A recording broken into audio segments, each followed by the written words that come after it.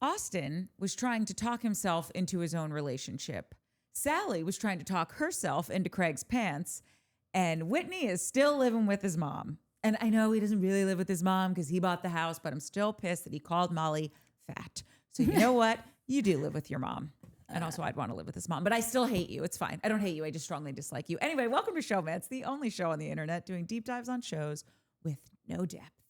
Dives as deep as my love for this show. We've been just doing Housewives for the last 2 months. There's something, I don't know, this might not be a popular opinion, but there's something about a co-ed show. I've just been drowning in for the last 2 months. And usually that's a good thing for me. Yeah. I watched our episodes of the reunion just to remember, like, where did we leave off? Yeah. And we were just as pissed by the reunion of this show as I am at Housewives right now. So we'll get there. You know? We didn't start there, though. Oh, no. God, no. Yeah, I guess we never really start there. It didn't take long, though, with Shep and his dumbass fake relationship. Yeah, that's... We got a few eps, though. A long hole all season last year. Let me set the tone. At that birthday, they did a toast. We've had some ups and downs, mostly ups, and let's down this. So I got a bottle of champagne, pink champagne, because that's what Patricia would drink, Obviously, because it's also Madison's baby shower. Yeah, and we're out of Meteor.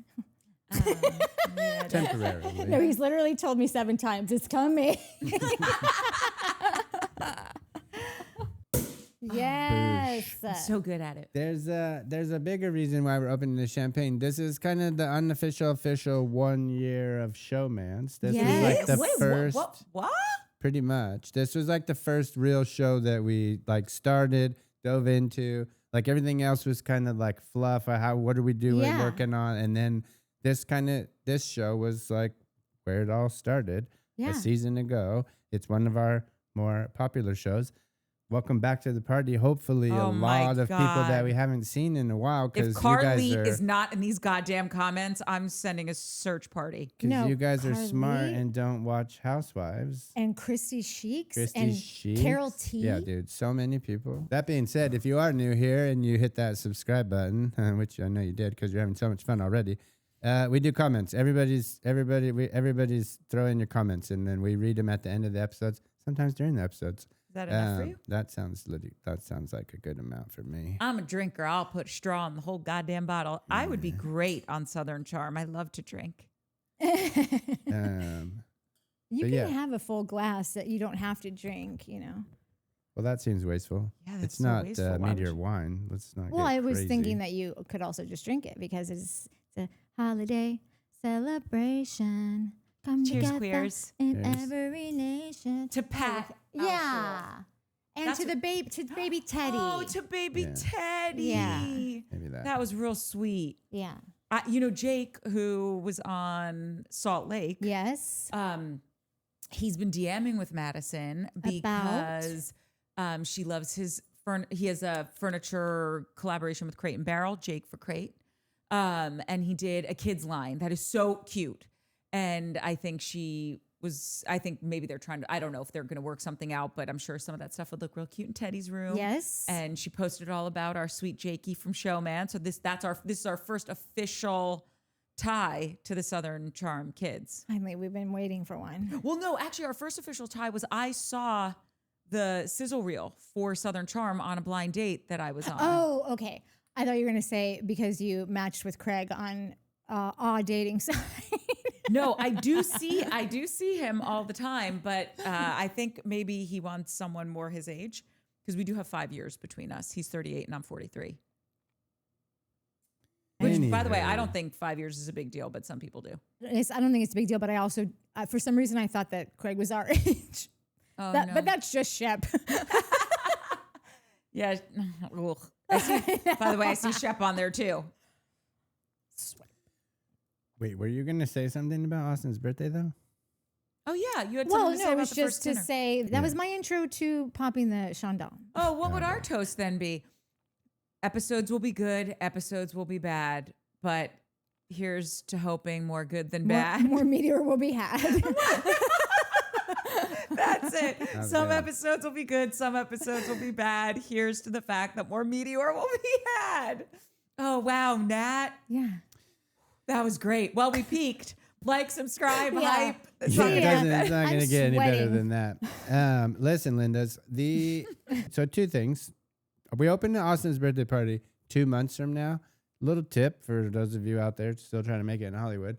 The reason that this little trick works in a movie or like a TV show is because we don't know who the fuck these people are, right? So you can set up a thing that happens in the future, and then we get to watch how. Ooh, my goodness, how did they get there? You can't do that 10 years in. We already know how they got. We already knew that was going to happen. It's Craig and Austin. Yeah. Like, stupid trick. Not going to work. Just get me there already. Either don't show me or just now you got to take me there instantly. Don't rewind 2 months. I'm going to give a toot.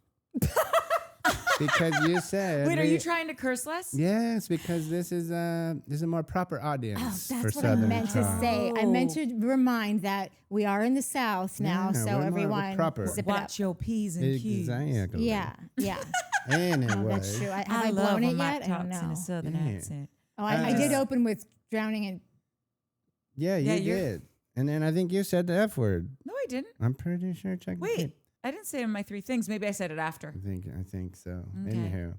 Well, by the Sorry. way, that mandate never came down from corporate.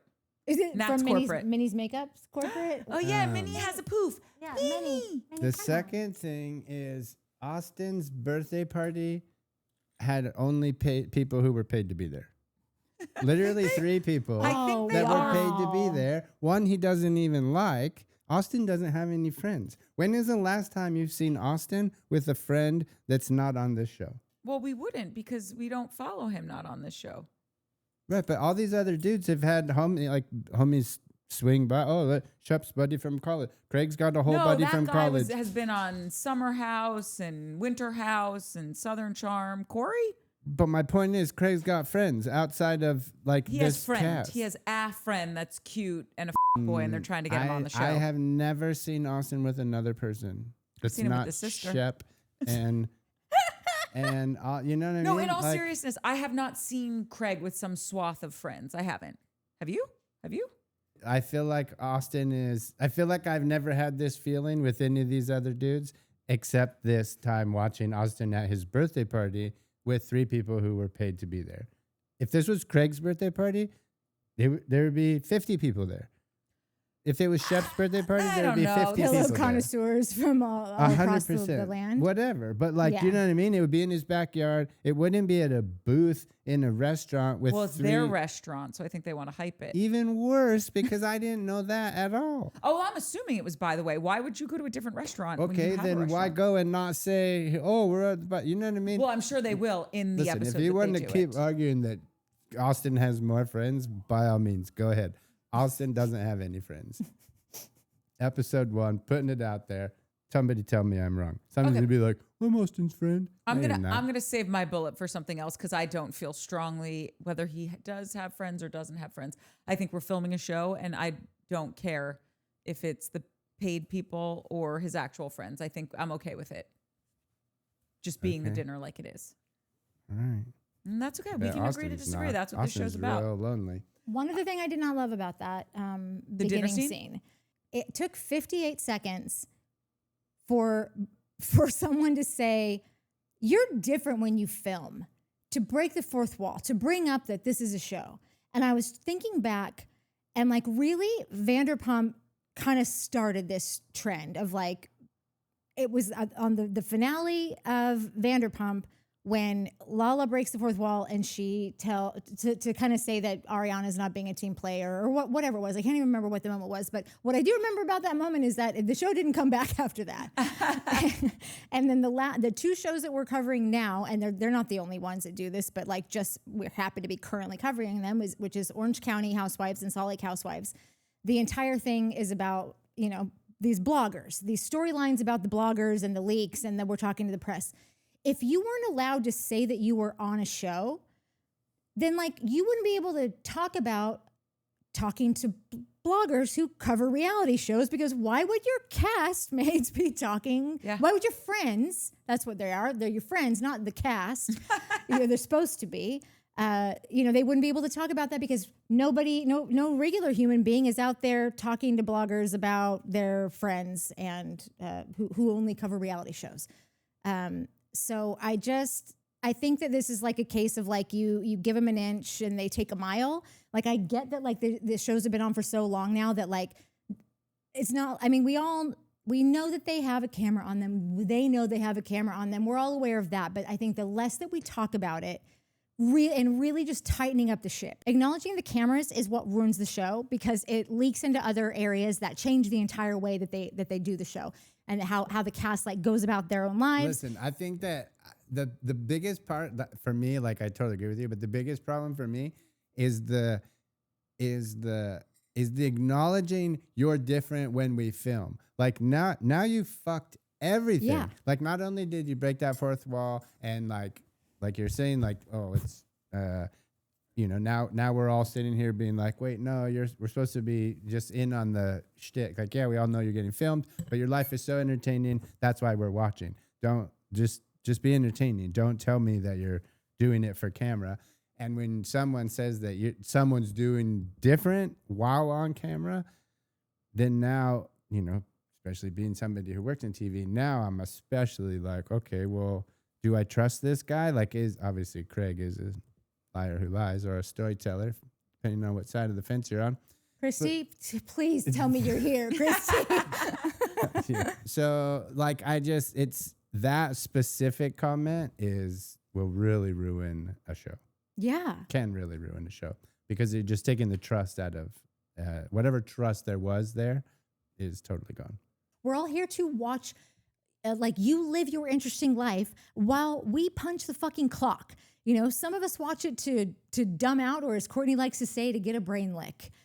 Some of us tune in to like be inspired and remember that wanting for more is the first step to getting more. Some of us might be here to be reminded that you too, Madison, were once just a hairdresser, and then you worked your ass off literally, and you became the hottest bitch in South Carolina, and you married a hot firefighter.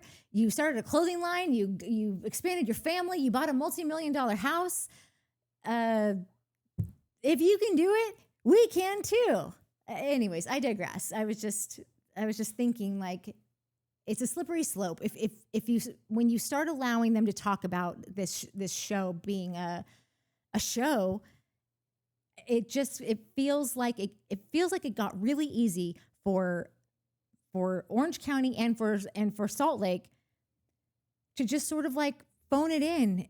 While they just talked about didn't she leak this story? I think that it feels like it's not a big deal, but I feel like it really can change a show. And if I don't know, if I were in charge of this show, I would just say there's a zero tolerance policy because it's not worth it. It changes everything. I'm in between on this one. Like, I fully agree with you guys, and we keep saying it. It doesn't matter if we're covering Salt Lake, Orange County, Summer House, this, whatever, even though Summer House really isn't a culprit of this.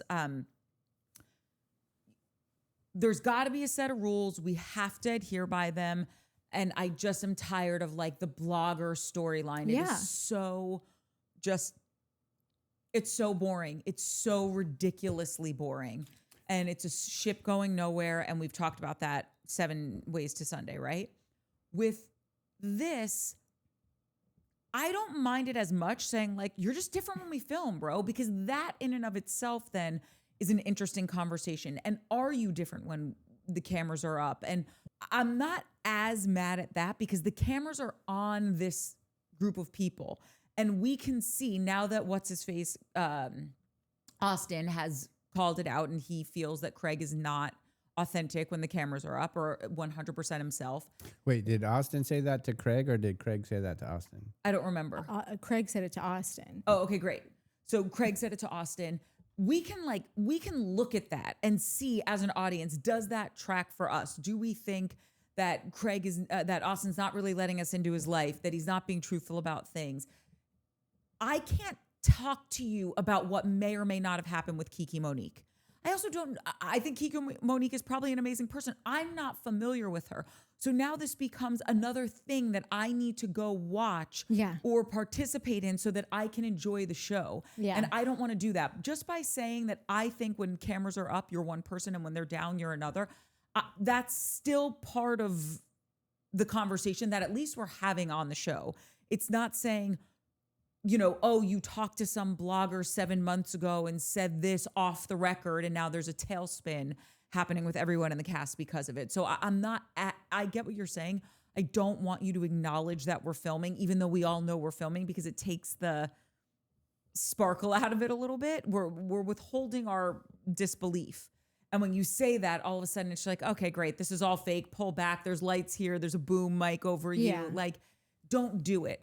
But if you're going to do it, something like that, to me, is not as egregious as all the blogger stuff. It's definitely not as egregious. It feels like you're just opening a can of worms if you say yes to any of it. Like there was a long, I mean, I think Vanderpump made it 10 years with never acknowledging that was a thing. I don't think that was the kiss of death for them, though. I think the last season was terrible. And I do think Ariana was doing it at an arm's length because she could, because she was on Broadway. She had so many things queued up for herself that she didn't need the show anymore, which is fine. But then don't be on the show. Yeah. I'm just trying to say that it was the end of the show after that. And so it seems to me like you should just, if we could trust that these people weren't going to, like, it was just going to be like, oh, we're only going to say it when it really has something to do with, like, I also think that he could say, you're so different when we're around people, or you're so different when, like, we're all here together doing this and whatever. Like, I think if you make it a hard rule, then, like, you'll never be able to rely on that being a reason that you, like, aren't going to keep filming with someone, because he acts different when he's filming. It won't be a reason why you don't have a real storyline because she said this thing about me to this blogger and now I'm having to deal with that. Like I think that it's just like I said, give an inch and they take a mile. If you could trust that everybody could just be robots and be very mindful about it, it'd be great. But, like, I just feel like these shows have changed drastically over the last couple seasons, really, like 2 or 3 seasons. And it's like, we talked a little bit about this. I think, I can't remember if it was Southern Charm or Summer House. Probably both, because of Paige and Craig and, like, Kyle and Matt. Like, seasons 1 through 3 and 4, nobody's making any money. Nobody knows who the hell you are. You got your niche audience. Like, you're not, your britches are tight. You're not too, or they're loose. You're not too big for them.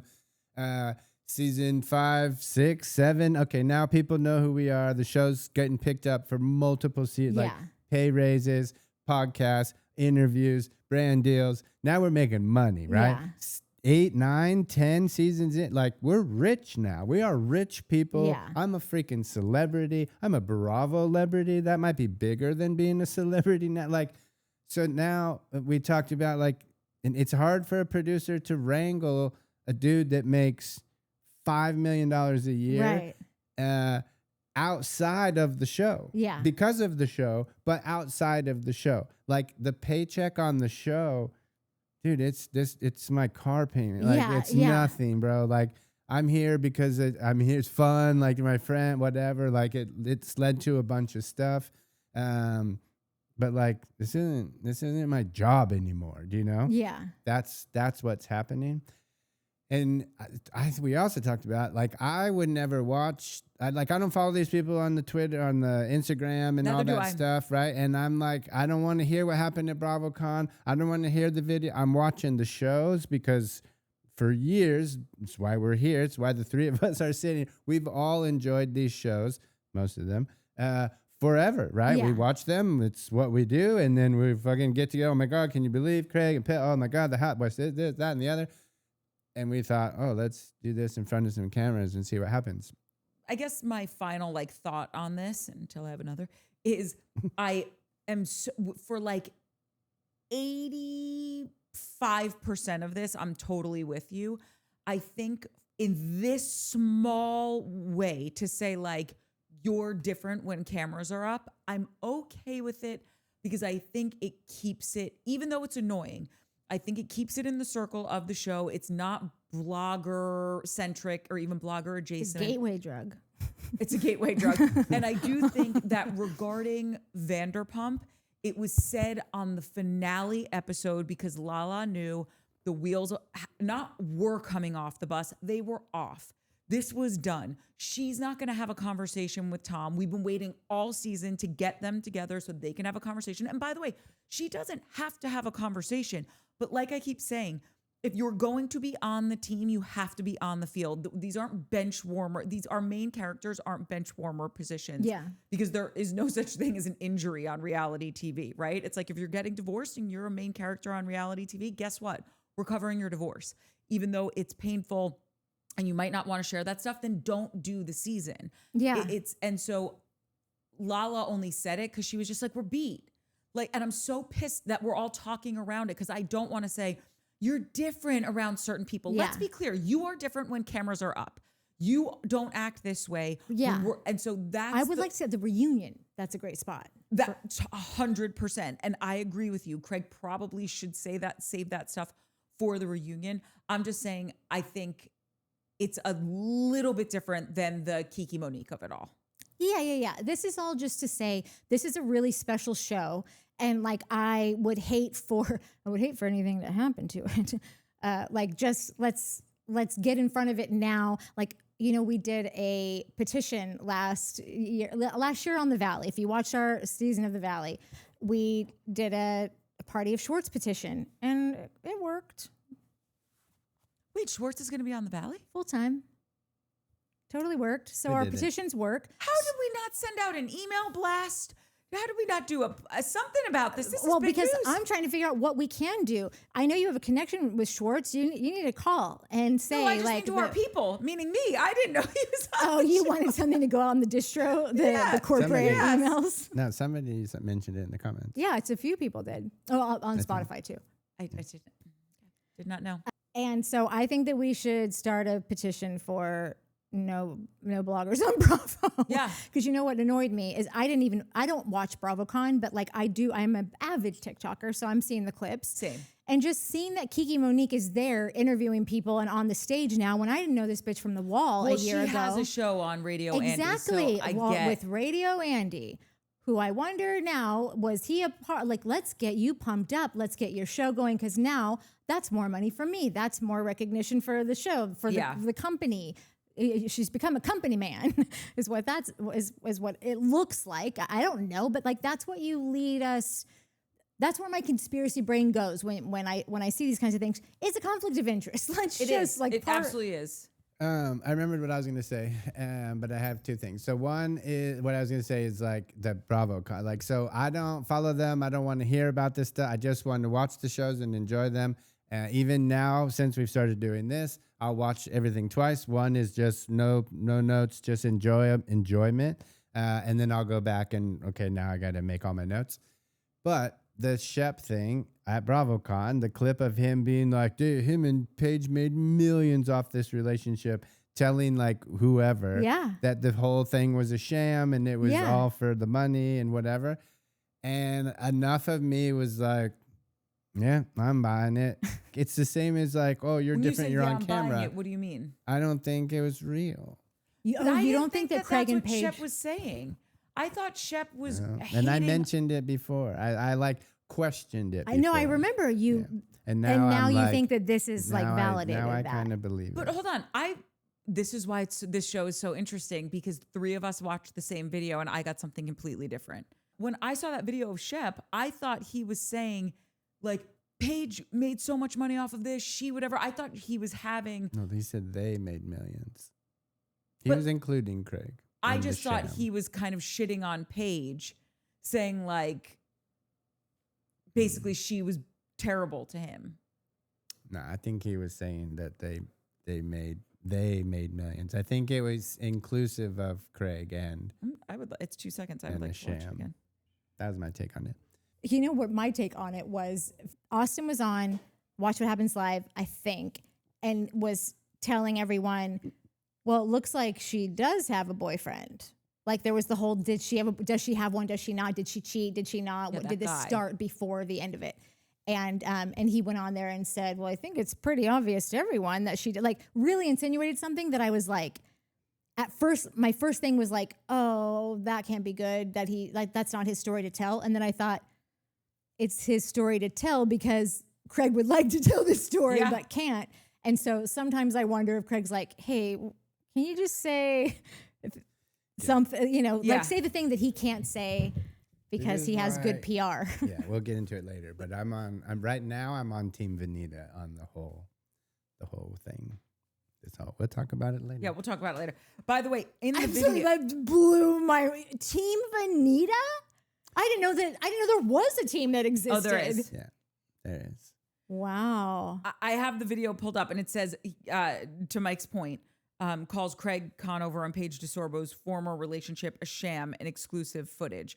I don't know why, though. I still took it as him calling her an asshole. He hates her, and he he's hates like her, he right. shits on her all the time, and so like it probably leaning that. That's what you I know, was or like feeling. had some sort of connotation, or like that was the catalyst. She's Yeah. you know like they're probably like, oh, Paige is so great. Yeah. And maybe that's what spread like so. He doesn't like her. I think he definitely Loathes her, thinks yeah. that she wasn't all in on Yeah. it, but I also think that they were both like, fucking pillow deal in the park. No, like, they had a legit relationship. Did you hear her 100%. response? No. Does he need to borrow a few bucks? Girl. Shep, So friggin' good. dude. By the way, I was thinking this when I was watching this episode because really, like when we get into the episode, the first real scene is when Madison goes to Craig's house and we see the landscaping's in and that they sit down in the little back kind of covered patio area to have a drink. When Madison goes to Craig's house that Paige designed. Yes, Yeah. And her easel still And her there, easel's still looking there. perfectly, goes with everything. totally. But I'm thinking to myself, here's the difference. I'm not saying one is right or wrong. I'm just saying there's a ocean between these two people, Craig and Paige. Yeah. Paige has not said his name, has not publicly been like, I'm sad, I'm whatever. She is moving forward like this is over. On a certain level, you're dead to me. Well, she has a full boyfriend and she's had one. He's been around probably. Oh, who's her boyfriend? Is it that same guy? See, this is what here. Okay, just to comment on what you guys said about how you don't watch the TikToks, you don't watch Instagram, you don't watch any of the other stuff. Yeah. There is some like I like watching TikTok, but I don't watch it for those clips. But they are all on there, and if I'm seeing them, then like a ton of our audience is seeing them, and so I feel like if I'm not kind of like taking 20 minutes to go and search out like what is going on, that like.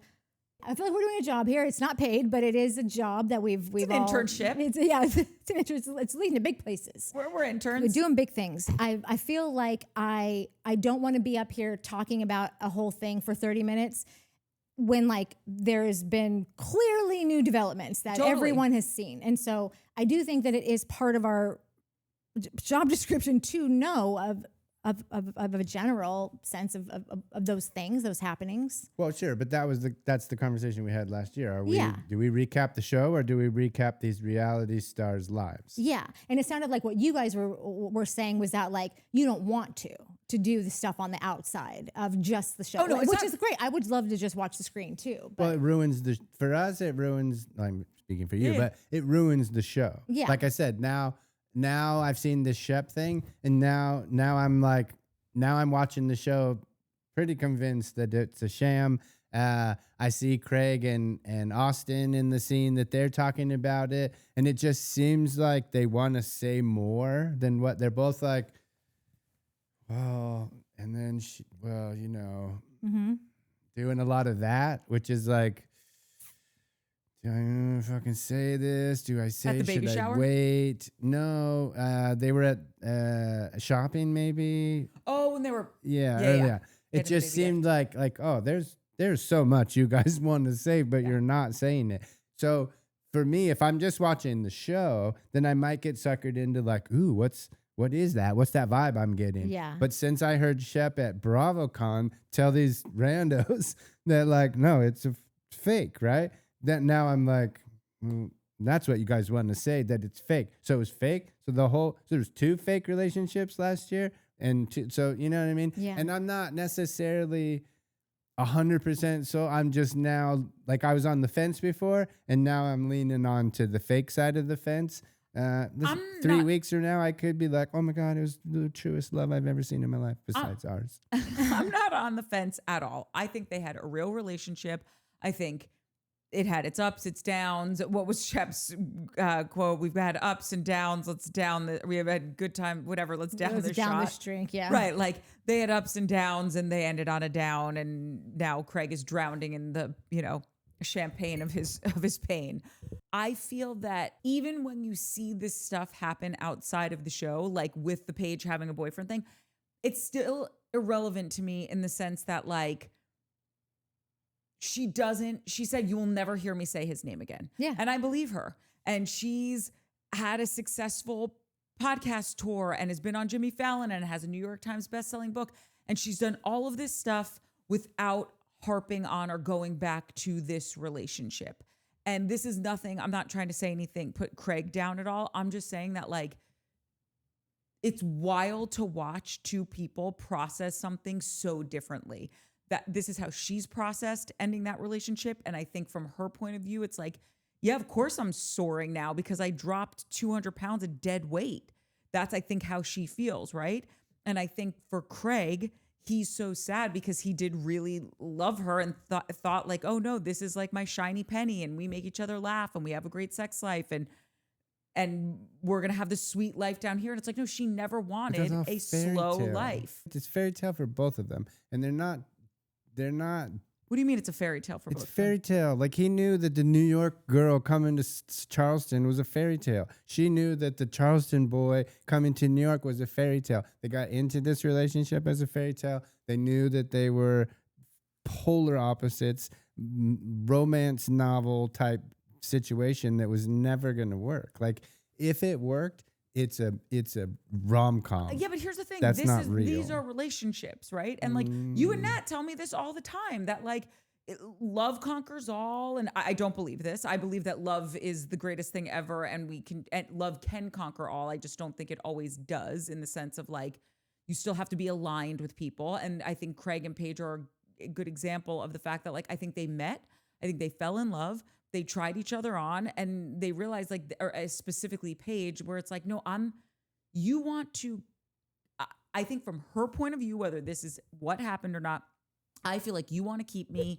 down, keep me in a specific life that I never am going to get with. And like, we had a great time. We tried it out, see if it could work, and it's not going to work. But I still do think they had a real relationship. And that's the thing. It's like, you date someone and you hope it's going to work out, but clearly everyone that you've ever met, you've broken up with, besides one person. And most people are divorced. None of us have been on a reality show with the promise or option or hope or potential to explode. Like, let's get serious. Like, and I'm not trying to be like, oh, this person should be, but like the Italian dude, what was his name? Andrea. Like, those two were about as perfect as a couple can get. Backgrounds, experience, like that they should have stayed together. They should have been together, but Craig swooped in. The dude from the other show, the little golden boy from Southern Charm who just broke up with his girl, and like, you double your audience to get with someone on a different show. It's so I shouldn't say so. To me, it's becoming super obvious that this was a business deal. But also when Andrea was and on I'm not the show, mad about it. He was saying to Paige how much he missed his ex-girlfriend that he broke up with, and now they're married. Yeah. I'm just saying, I think they had a real relationship. I do, and I'm standing by that. Okay. I'm in the middle of this because I never thought that they didn't have a real relationship. I think that they probably stayed in the relationship for about a year longer than they should have because of that. And when I say love conquers all, I do believe that, if you want it to. I think that what happens, people break up, like when you say people evolve, right, they evolve out of love with each other. So at that point, love can't conquer all because love is not a component anymore. So that's maybe something I didn't clarify right before, that it's like, Or you could not still that be in everything. love with the person, but like, I don't want to Oh, live I don't here. think you leave people unless it is like a really messed up situations. I don't personally believe that there are a lot of people out there that are leaving the person that they are totally in love with because they are just evolving past them. Like, I'm sure it happens. I'm not speaking for everyone, but I think that way more than not, if you are truly still like in love, live and die for someone, like that kind of love that like is really the only kind that, like, I don't think I've been in a relationship that's not been that kind. If we do evolve, then I mean, you can fall out of love, but I think that's different than choosing that you are totally still in love with someone, but like, it's time to move on. You know, maybe guys do that. I think guys can probably do that easier than girls can, at least, but I don't know. Guys can leave being totally in love and just leave. They can be led more with like the physical of someone. Or they can cheat and then be like, I have to leave, or like, or I don't know. I think that there would be different circumstances for a girl being totally in love with someone and leaving than a dude. I don't know. I might not even keep this part in because I don't have that like fleshed out. Yeah. But like, generally speaking, majority general, I don't think that people that are still totally in love with someone just go, but I'd rather live here. No, I don't think they say it in like a flippant way. I think it's just kind of like, I love you, but this isn't going to work because we have such. Then you're not in love anymore. You love them. You're not in love anymore. I don't know. We will always disagree on this. We will always disagree on it. But regardless, You're not allowed. I think that Craig, he really wasn't in love with her. Like, I don't know. Like, when he talks about, I've been brokenhearted from a breakup. And when he sits there, and we're also both Aquarians, and I feel like we process things very similarly. And when he's sitting there, whether he's talking to Madison or whomever he's talking about the aftermath of the breakup with, but in this scene, it is her. He's just like, yeah, I'm not in that super depressed, like, I can't believe this happened. I can't believe I lost who I thought was my person anymore. I'm just kind of like, I'm just bummed. And it's like, yeah, you go there. What are the 7 stages of grief, right? Like, there are those stages in a breakup. And because of how he talks about it, I do really believe that they were in love and they had a real relationship. Yeah, no, so do I. But I think she left Craig for another guy. I think she fell out of love with Craig and met someone. And that's why she doesn't talk about him. Listen, she's a tough broad. So like, she could have that just like super disciplined, like, your name will never leave my lips again. And like 98% of people that say that don't really mean it. Paige is in that percentage that's like, no, I said it out loud. I will adhere to it and you will never hear it again. I see that in her. But I don't think that I think that she left him for someone. Paige's brand also is man hater. So like that's easy to do for an ex-boyfriend is man hate or completely annihilate, non-exist. You know what I mean? It's her brand. Yeah. So it's on brand. I think what happened was tapping into what you just said, that they or one or both stayed in it longer than they should have. I think a year before they broke up, she was like, something's rotten in the state of Denmark. And we either got to fix this or I got to go. And as soon as, I can only speak for women, as soon as a woman realizes. My bottom line is going to be so effed if I stay with this guy much longer. And I got so rich these last 2 years. No. I can't lose it all now. She's like, I get annoyed when he acts this way. Is that going to change? I want to celebrate all of my business stuff. He gets all sensy when we start talking about it. Like, I'm having anxiety attacks. He's not here for me. Whatever, all the litany of reasons that got her to the place of like, okay, I don't have any other way to say this. It's shit or get off the pot. Like, I think she starts realizing we are in a dire straits situation and we either can figure this out or this is the end of the road for us. And when a woman gets to that place, she's done before she's done. Right. Out of love. And so, 100%. Yeah. So she can be out of love with him and not be cheating on him. But the second they're broken up, she could be out on a date with someone else. And that's fair game to me. You don't have to grieve anything if you're already done with it. So I don't think she cheated on him. I think she knew for a year, I'm dropping hints. I'm now being as bold as to say, this doesn't work for me. How can we fix this? he's not getting it. And finally, she's just like, this ain't working for me, bro. And when she was done, and she was moving on full steam ahead. Yeah. I don't know if she cheated on him. I think a lot of people think that they know that she did. A lot of people probably say that. I don't know. But I do not put it past her, and I don't judge her for it, really. Like, he showed himself to have a lot of issues with the way that she was working, and that wasn't like a black and white thing, like, oh, I'm having a problem that you're a call girl.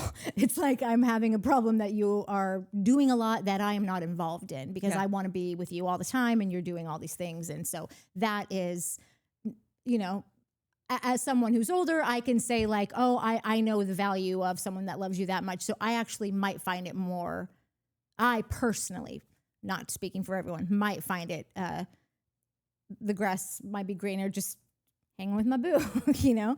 But like, not, I don't expect anyone else, certainly no one in their 30s to be thinking, or 20s to be thinking that way.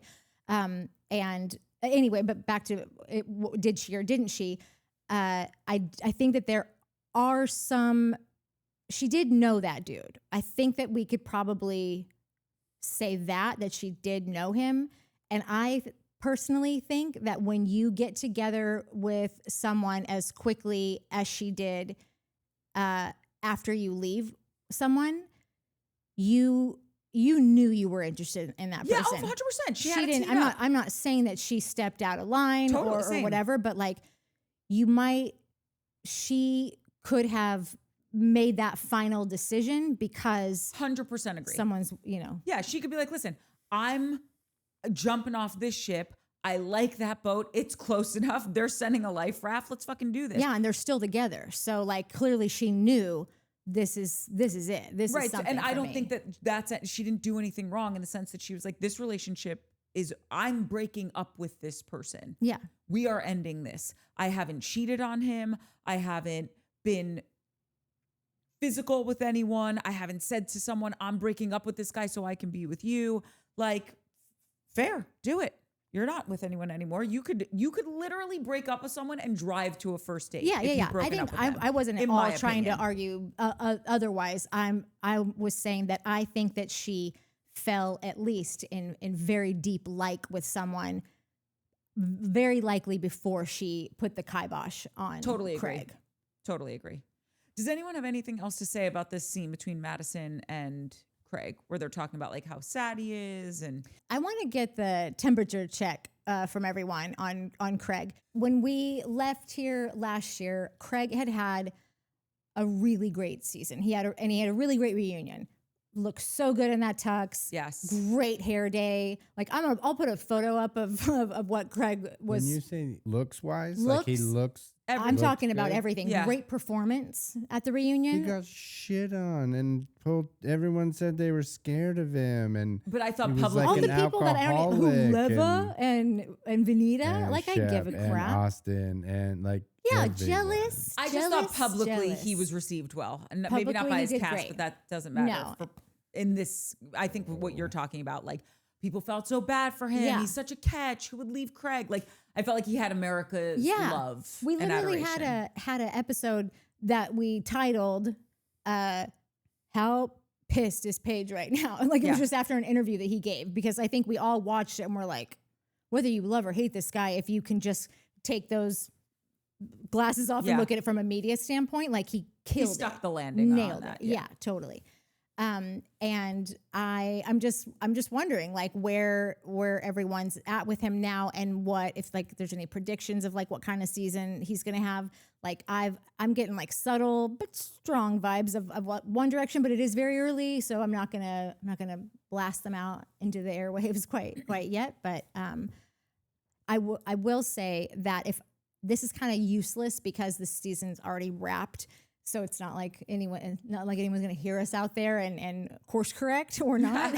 But if I could give Craig any advice, it would be like that. I hope that he does not play into any of the things, any of the love that he received from this. Oh, they like that, I'm going to do that again. You know, like, I hope that he stays truly authentic, because everyone is so interested in the journey of like a heartbroken man that really has the world to offer the next woman, you know? So it's like we're all already here to like watch this happen. And I hope that he doesn't speak ill of Paige. I hope, but he's already milking it. Like when he cut the flowers in the beginning, these used to be somebody's favorite.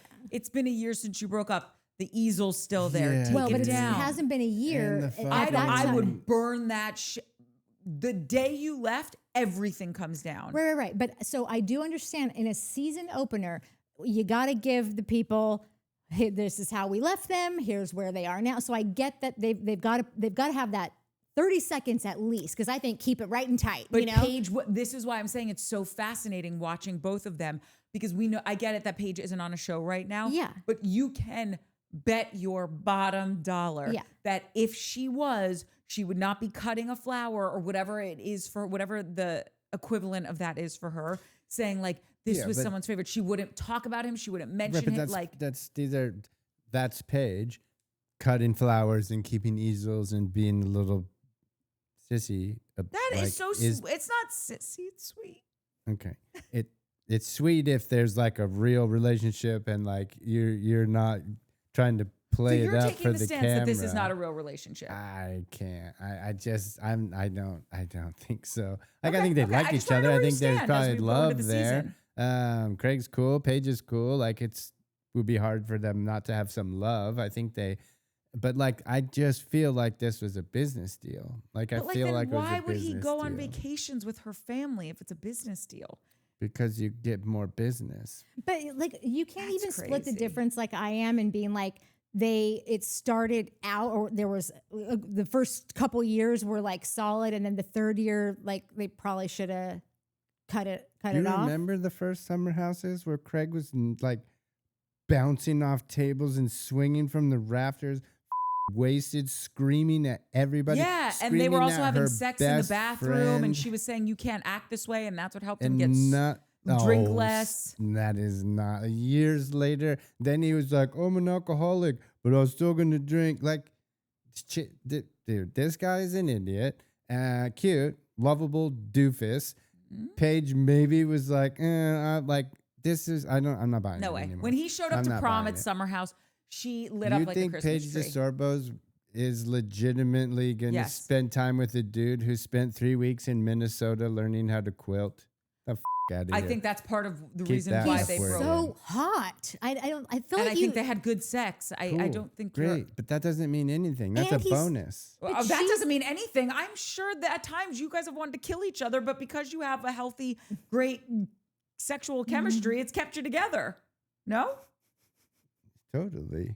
This is what I'm saying. Like the fact that they argue and like we're at odds, but like that great sexual chemistry kept them together during tough times. Doesn't make the relationship real. But that's where we differ. You think the relationship was completely fake, and I don't. Well, yeah. Which is fine. That's why we have the show. But like, you don't think that like I'm sorry to keep beating this dead horse. The entire relationship you think was fake? Like you don't think that any of that like really happened like in a way that they like actually loved each other and actually like had a life together that wasn't just for cameras? Am I hearing you right? I'm leaning towards that. Yeah. Okay. So anyway, okay. Well, wait. Listen, I don't think you can spend that much time with someone and not like them and hate them and not have any love for them just because the sex is good. Who's a total I don't think think that it was just about sex. I really believe that these two were together for at least 2 solid years. I agree. I am with you, lock, stock, and barrel. Yeah, fantastic. and I get everything else, and I also can acknowledge. We talked about these 2 idiots. Like, here's the other thing. Like, they were probably I think they were already broken up, or they were already broken up in Summer House, and we spent all season talking about Paige and Craig. Now they're not even together anymore. Craig's had another relationship, so that's the other thing about like following along in real life is like, what did we think of Craig? What does it? Well, we already know. He meets a girl and then they break up. So like, we already know. We already know. Oh yeah, okay, yeah. Right. So like, that too is making me like this whole Madison and the flowers and it's just it's a setup. It's the setup, like you said. Oh well, we left him heartbroken, and now we gotta where we are. Where are we now? But I think he is genuinely bummed. Fine, Whether but it's a setup. Like all I'm saying is it's it's just a setup. It's a But do you setup not for the genuinely believe he's season. bummed? You don't. Think I- he's bummed that he's not going to make that money. No, he's probably bummed that he hasn't found a girl yet that lets him be the star that he was when he was with Paige. To like live that life of like that could, I think that life and that attention and that thing, and everyone is looking at you and everyone is like, oh, your girl is so great, I can't believe it. Like that's pride, that's endorphins release. That's just, it's a lot of like emotion. It's a lot of, you're on a high. And I think that right now he might be bummed, not necessarily on the loss of Paige, but the loss of that life and the 100%, because also they understood each other's worlds. Yeah, They yeah. are both in that Bravo sphere. Yes. And like having, like, I just remember like when my ex-boyfriend and I broke up, and I talked about this briefly, like he was a professional athlete, and it was weird going out on dates with other guys. And there are lots of other wonderful professions, but I had just spent all this time being in this world, and it is very different than other jobs out there. And there are actors and musicians and 9-to-5 people, and like, and I'm not saying one is better than the other. I'm just saying, like, when you are so ingratiated in this world, and it's this fun, special, cool thing, and you've built this life with someone that you love, and then that stops, and it's not it wasn't what you wanted. Yeah. Yeah, I believe he's bummed, and I believe that's what happened. I believe she wanted out. I believe she was trying to say, like, it's this or we got to end it. And I think he wasn't hearing it because it's like, no, but I have chickens and I grow you flowers and whatever. And she's like, I don't want any of that. I want a fucking great penthouse in the city. And I want to live a fast-paced, cool New York life. I don't want a sweet, charming suburban life. Yeah. And again, but I also believe everything. So, Who are all these people saying that you have 3 loves in your life? oh my God, I have this question down. I've heard this a million times. Really? Yeah. Heard it once. You've heard it once and it was on the By show? the idiot Craig Conover. No, I was in a bookstore in Boston and I picked up an astrology book and it was in there. And then I have just heard it from other people as well. But I remember the first time was in my 20s. I have heard that several times too, but like I don't know if just it's been true. from like it's just been from like on movies or whatever. I hope it's not true. Then I'm shit out of luck. But Wait, is it have you always had 3? people? I feel like I've had a million. Great loves. True loves. I feel like I've definitely had more than 3.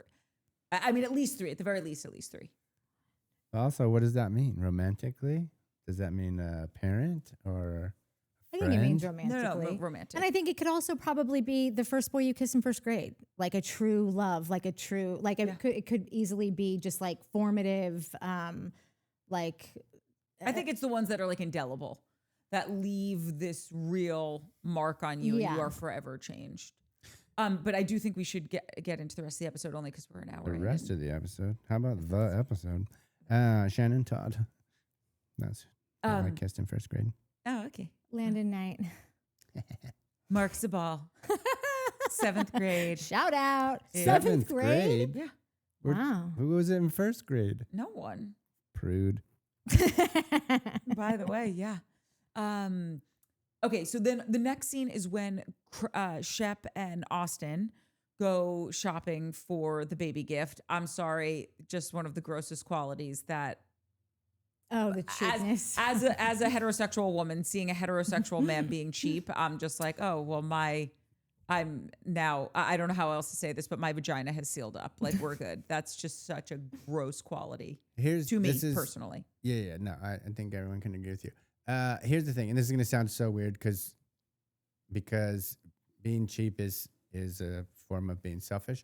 But as I was watching him and his face and his, just like his mannerisms, Shep isn't cheap. Shep is selfish. Oh, Sure. yeah. Shep is horrifically selfish.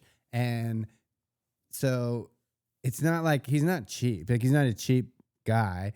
He's a selfish dude. So it has nothing to do with saving money. It has to do with giving something to somebody else that is his, like giving away something that to somebody But else. the I think result that's is the what it same. is. The manifestation of the selfishness. That's what I mean. Is It's him what being I'm cheap. going to say is weird because being cheap Yeah. is selfish, but I don't think like just from weird semantics. I don't think You're deep he's diving cheap. his cheapness. Yeah, Yeah. deep diving is cheap. It's not cheapness. It's selfish. Like selfishness is the bigger issue Yeah.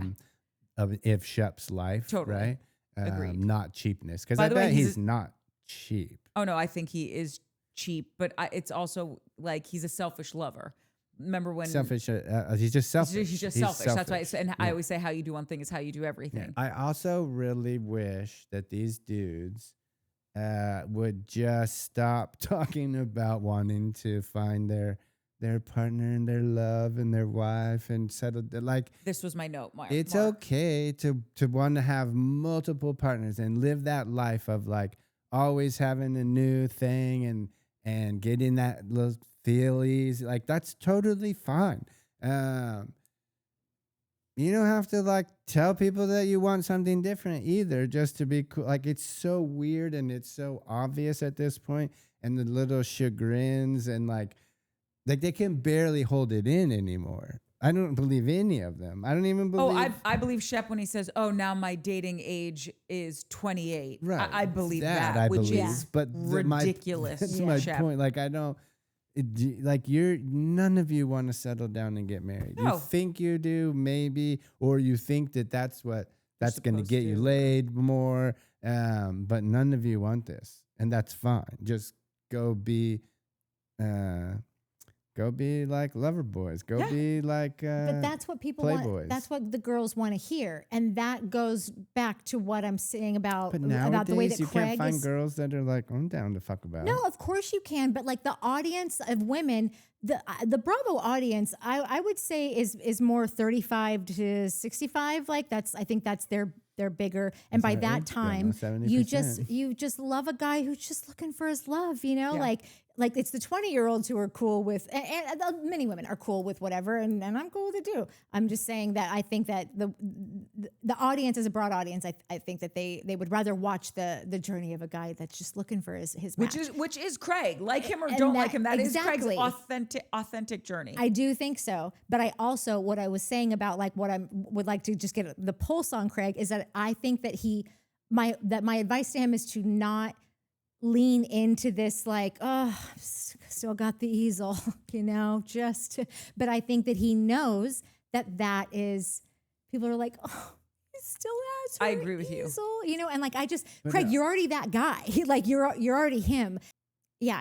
I want to see him be his authentic self and say like when like I'm not really feeling her. Like I thought she was cool because you know what? When he talks about having getting that girlfriend, he had already knew her before. Natalie was her name. Oh, and her name was Natalie. Love that. But when I split from my husband, the first thing I did, not the first thing I did, but like within a year, I was back together with a boyfriend from high school, and then we were together for like a year and a half or something. And that's a long time. That's really taking it to the max, but I am just that person that's like serial monogamous and whatever.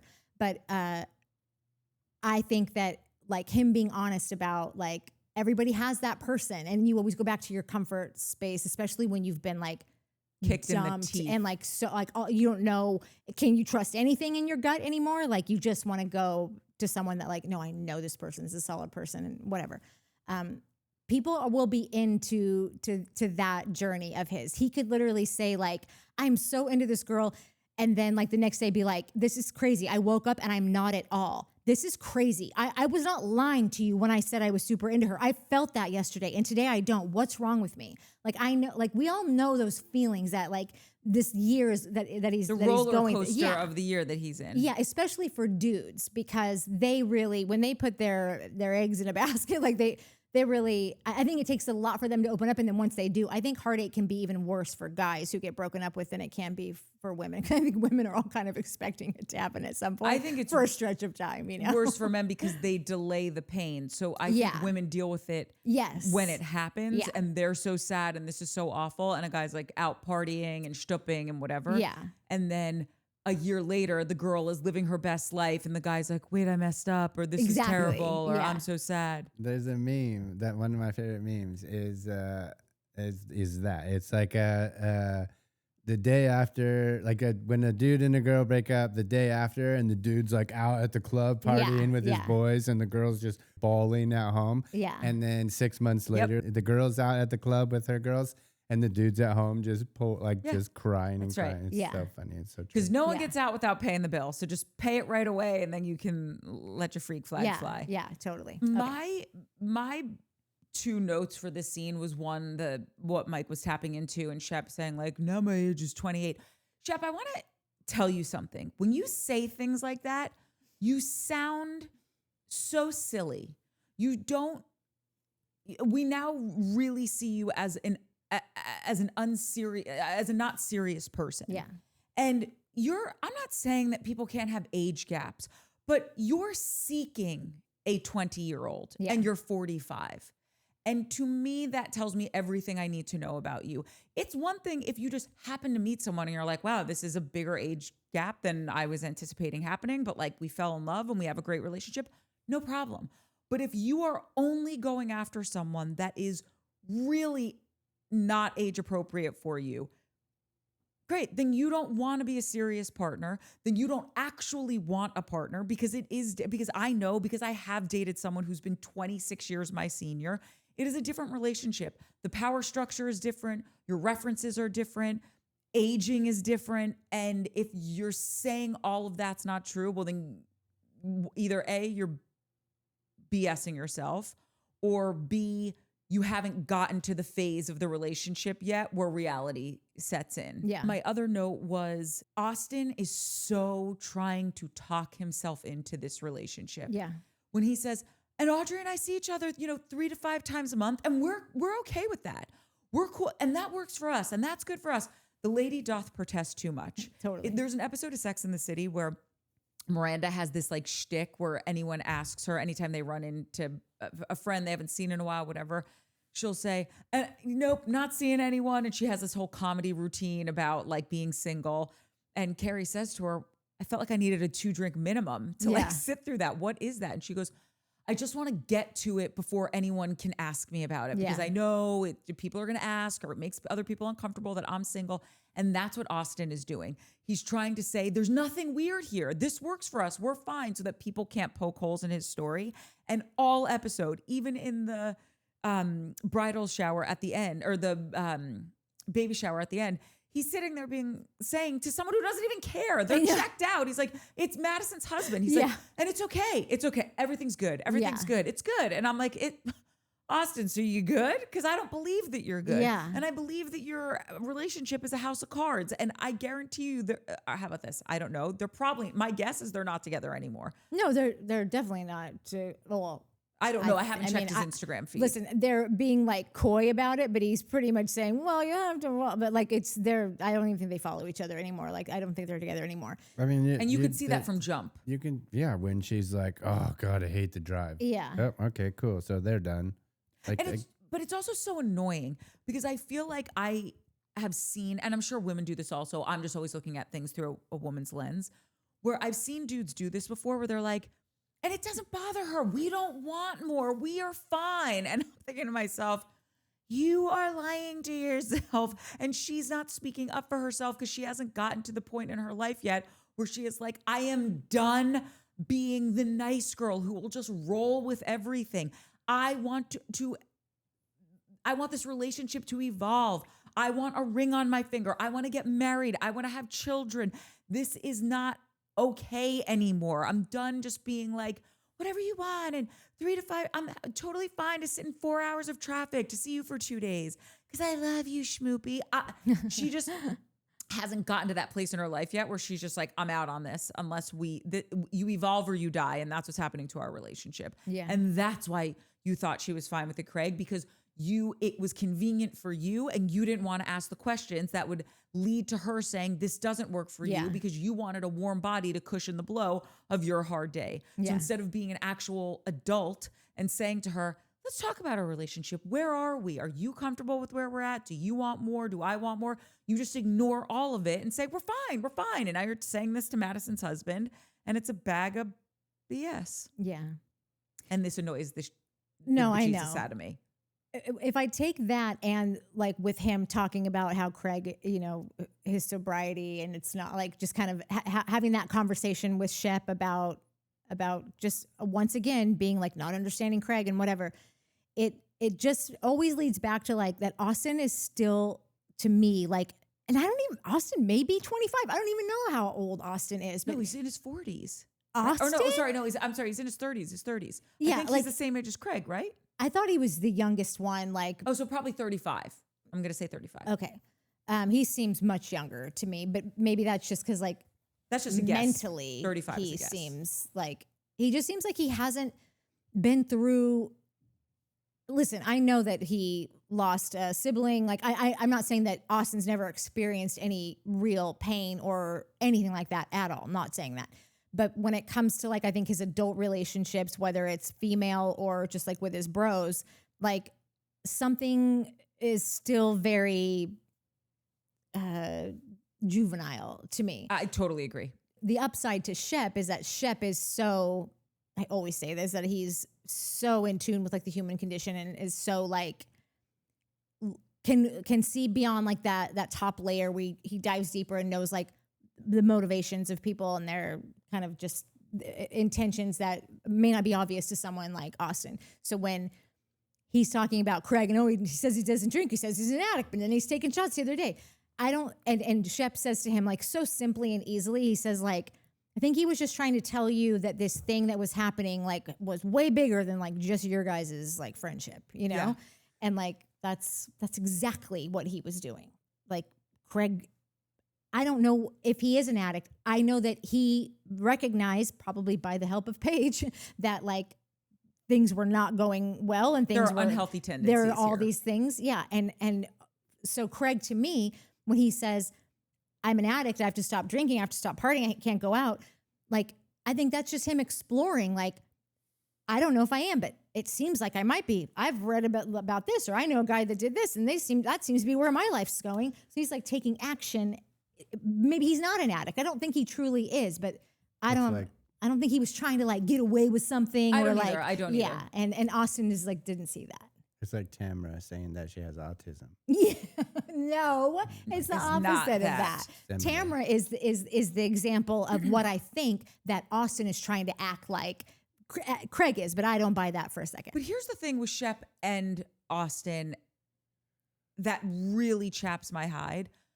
I don't care, Austen, that like some life circumstance hasn't presented itself to you where you've understood, Yeah. oh, wow, I should be an engaged partner and only be dating and lead. Because I feel like he leads women on. I feel like Austen does? yes, I feel like he presents yeah. so well that like I'm the these rom-com guys guy do. and I They're- want to be at home on the couch with you watching, you know, When Harry Met Sally as opposed to at the bar and whatever. I got a couple cats. Yeah, and I got a couple cats Yeah. and let's snug on the couch with the kitties and all that stuff, right? But when push comes to shove, you don't actually want to be a 4 seasons in every time of life partner. Yeah. Because when the going get tough, you get going. Yeah. And I think that Shep, Shep is very intelligent, right? Yeah. And he can dissect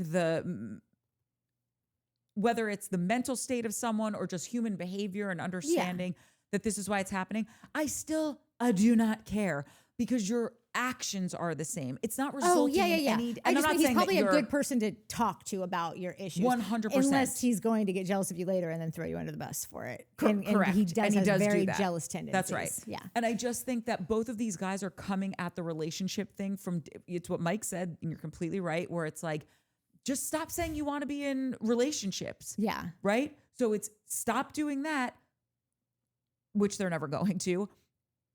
But just, how do I want to say this? You're both coming from different places where you're saying like, oh, I want the love and affection of a woman and I want to be idolized and have that, I love you and let's do this on Saturday night and national holidays and you'll come to my house for Christmas or Christmas Eve at your parents' house, but you don't want to do any of the actual work to deserve any of that stuff. Yeah. And that's where I get so annoyed. It's like Yeah. you want the relationship, but you don't want to show up as the man deserving of a relationship. So just stop. Again, not to be quoting Sex and the City every left, right, and center, but like when they say the cab analogy, it's like in New York, when your light's on, it means that you can take a patron into your cab. And these guys are driving around picking people up, but your light's not on. You shouldn't be picking people up. This is not ethical behavior. And you're old enough to know better. You're not in your 20s. Ugh. Anyway, okay. What were you going to say? I feel like you had 7 things to say and we just steamrolled you. Welcome to the show. The next 2 scenes, which to me were really nothing burgers, were Molly at her new house, which I'm happy for you that you got your new house, Molly. I really love Molly. I just want Molly to get a, what's that, Marie Kondo book. Does this spark joy? There's some hoarder tendencies happening here. And I really love Molly. No, I just need her to, get everything in order visually in the apartment. It's the house. It's stressing me out. Yeah. When I was a young man, my friend Benny Ramuno, we lived together in Santa Cruz, California for a brief time. And Benny went through a reptile phase. Mike Connor has never gone through a reptile phase and will never go through a freaking reptile phase. Did you just refer to yourself in the third person? I did. I'll give it to you. Yeah. I'll give it to you. Not happening. It's a serious topic. I don't need snakes. I don't need poisonous geckos. I don't need lizards going around. I don't need any of it. Stay in the freaking jungles or the zoos. I'm good. Benny was like, "Oh, I'm gonna get in a snake. I'm gonna get another snake." No. It's my biggest fear in life. Oh, No. It gets way freaking worse. Before you know it, within months, there's 10 animals in our tiny little apartment. Do you know how I got woken up in the morning? No. With a snake thrown on me. That's how I got woken up. Yeah, like a little guy, but hey, I don't care. So funny. Okay. Then another dude that used to be kind of in our friend group, outskirts of the friend group, because like you didn't really want this guy in your friend group, like for real, because like, no, maybe he's a murderer. There was like the sketchy dude. Like, I'm not going to say, oh, everybody's got this guy in there, because not everybody does. This guy was like, you didn't want to make him mad. You didn't want to do anything. He was just super sketch. He had a snake that he needed babysat. And Benny was like, oh, if I guys there, I'll watch your black poisonous python snake. I don't know what the hell it was. This dude, he was going to Mexico. Nobody knew why he was going to Mexico. Nobody knew if he was coming back or when he was coming back. That's the kind of dude this guy was. So Benny took on the snake to babysit. And the guy was like, literally, I'll fucking kill you if you do anything. No, like, you got to bleep that one. I will and there's not that he would have killed us. We'd lost his snake. The snake was in the bathroom and had like a little wood thing, and I would put my clothes on it to take a shower and then pull my clothes in, get ready. And one day I got ready, went to work, come home, the thing slid off the little snake container. There's no snake. I hate this story. I hate this story more than your truck story about the model truck in Alaska that wasn't in Alaska. This is the worst because this is torturesome. My biggest fear is snakes. Torture to me? I'm the one getting tortured. Is going to kill you if you lose his snake, but he's also the same guy that like he could leave for Mexico and never come back and you wouldn't know. You're not allowed to be both of those people. This is true. Wait, what? You said he's the kind of guy that would come and go, like leave for Mexico and you didn't know if he was coming back or didn't know. But he also said, if you lose my snake, I'll kill you. You're not allowed to impose that kind of yeah, you got to be one or the other. You can't play smart and stupid at the same time. Yeah. I have no idea what you're talking about. I get it. Don't worry. The guy who goes to Mexico and you're not sure if he's going to make it back is the guy who will kill you if you lose you made something. It sound like that he was the kind that he might. Yeah. I'm off to Baja for the weekend, like Dylan McKay, and then Shannon wouldn't see. Not Shannon. I'm Brenda off to wouldn't see him for a Mexico week, to engage in some illicit activities, and I might get shot in the back of the freaking head. I didn't read and that. never come back. He's the kind of guy that he could go and like just stay there and like build a life in Baja. Yeah, like, and come back and be like, "This is my wife." Not he gets killed or is arrested. But let me just say. Besides the fact that that's the most didn't give that disturbing story ever. I love all animals. I want them all to exist. I just can't live in a house with snakes. Me either. Listen, we wrap this up. I'm going to say about Molly, I love Molly. I didn't like her at the beginning of the season. I was harping on her for like the first 6 episodes. I'm like, what is she doing here? I think it was probably when like the music stuff started happening, and I don't even really remember exactly, but I remember like when it dawned on me, oh, like she's Shannon Bedore she's Southern Charm Shannon Bedore. She's if Shannon Bedore and Jennifer Coolidge had a love child. Yes. Like, it really is like She's SC's SB. Yeah. And and I love a rescue story. It's harder. A rescue story loses its luster when the animal that you rescued requires you to thaw out other dead animals to stay alive. I know, and now I feel bad for the mice. That I were know, I couldn't help it, and like no one likes mice. Like if I saw a mice run across here right now, I'd be like, kill it! Like I wouldn't say kill it, but I would say go anywhere but here. Anyway, a snake out in the wild, fine, eat the mice. You're now a home snake. You don't get to feed the snake another dead animal because like you can't rescue one by killing another. Like that's just how I feel if you're living in the house, and maybe snakes can only survive on mice. I don't know anything about them. I don't want to. Listen, as a vegetarian, every morning where I bring out the dead animals that I feed to my cats, like, you know, the fish and the I'm like, right. what? Oh yeah, no, but like the fish aren't alive when I like, but you know, put the little fishies in the bowl. I feel bad. The chicken dry food, I feel bad. So I understand the circle of life. It's just Molly, I love you. I live for you. I think you're an amazing person. I don't want a snake in my house. That's it. No, I can't have it as a pet. I don't want Does anyone have anything else something to else say? to say about that scene? Rod, what's Rod's last name? Rigo. No? Rod is great. I love He Rod. looks freaking fantastic. He does. He what? Rodrigo's always looked amazing, but like, yeah, he's something happened No. to this dude. He looks fab. Yeah, but he is not getting any recognition for this. Rod is a guy who I feel like is always in like the beginning scene, like where we're going to someone's house and he's going to come along and be a witness to this person's life. Last season, it was what's her name? Taylor.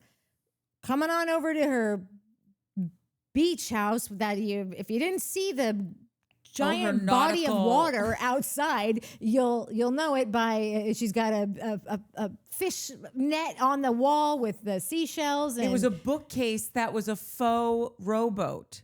Oh God. With the fish net over. I'm scarred by that. Yeah. And I'm sure when you leave there, you get here's your complimentary mason jar full of sand in case you can't get sand anywhere else. And seashells. Yeah, all the things. $10. Like if you want to go fishing, then you can just grab the net off the wall. I'm tired of this show using Rod to witness other people's life. I want someone coming over to Rod's house and witnessing his life. Agreed. He's got a great partner. I think he's getting engaged, or Well, maybe engaged. he already is engaged. So that was my I want to hear about why, if everyone gets to be like I said, where we left them, where they are now, where's Rod's story of like, Okay, well, it's only episode 1. Hopefully we can hear it. everyone else in episode 1? Like why is he at someone else's house? I know, I'm with you. It's time- Rod, Rod is justice for Rod. Rod is a real life boy with real life story. And if we're going to, I love Molly. I think she should have the same thing. But like he does it, like that's Rod's intro to this season is going over here and watching Molly feed a dead mouse. I think we talked about this last year. I think Rod and The boyfriend. Tyler, so cute. It's so funny. Funny. He's so funny. Like he was so funny last year. But I clocked that at the baby shower that said Tyler Rodrigo's fiance. So they got engaged. So like maybe we do hear about that.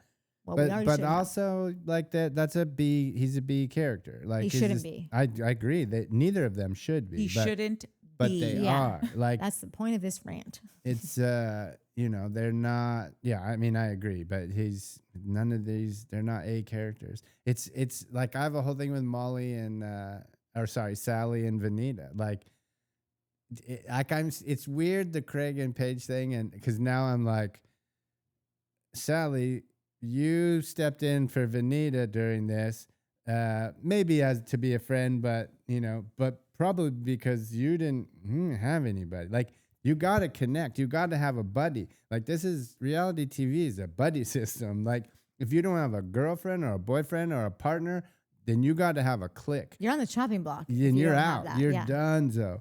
So how like the whole, oh, she was there for we're best friends now, and she was there for me and this and that. Yeah, and let's the get into this other. because that's the next scene. It's Yeah, the and I Venita was them like, shopping. I don't know about this. Like, both of you were on the outs. You both got smoked last year. You both needed to figure out something to stick around. Venita, maybe you can stick around because you've got some seniority.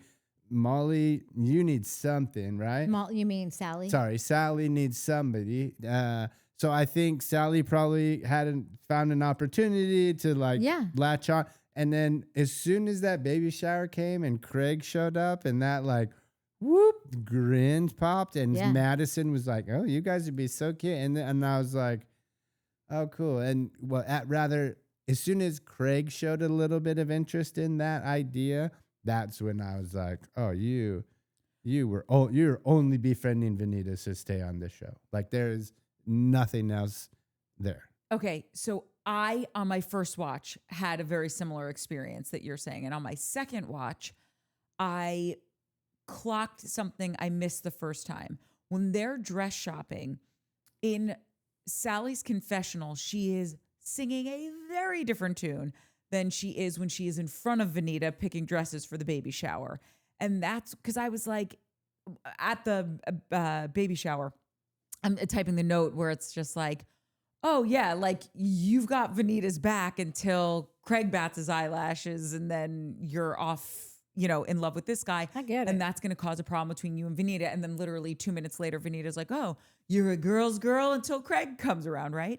And so then in the second watch, because that was in the back of my head, I realized she's saying all of this stuff to Venita when they're dress shopping, saying, oh, I think Craig was under the impression that everyone in our crew was just going to have his back, and you spoke out against what he was doing. And I think that really confused him. But in her confessional, she was like, I don't really think that, it was weird I forget exactly what she said, but she basically Her said, confessional, she said it was weird for Venita That's to right, step thank you. outside. Like, if someone brings a girlfriend or boyfriend, Yeah, a partner dance with the into one the who group brought and you. they Yeah. break, dance with the one. That's what she was saying. Thank you. What she was saying. That's exactly what she was saying. And I'm like, then say that to your girl.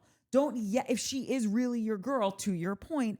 And I just glazed over that a little bit on my first watch, but I was like, oh, no. We realized before that scene that she's not really here for Venita. And I will say I'm on the fence because I agree with Venita that it does seem that Craig is milking. I believe that he is very heartbroken.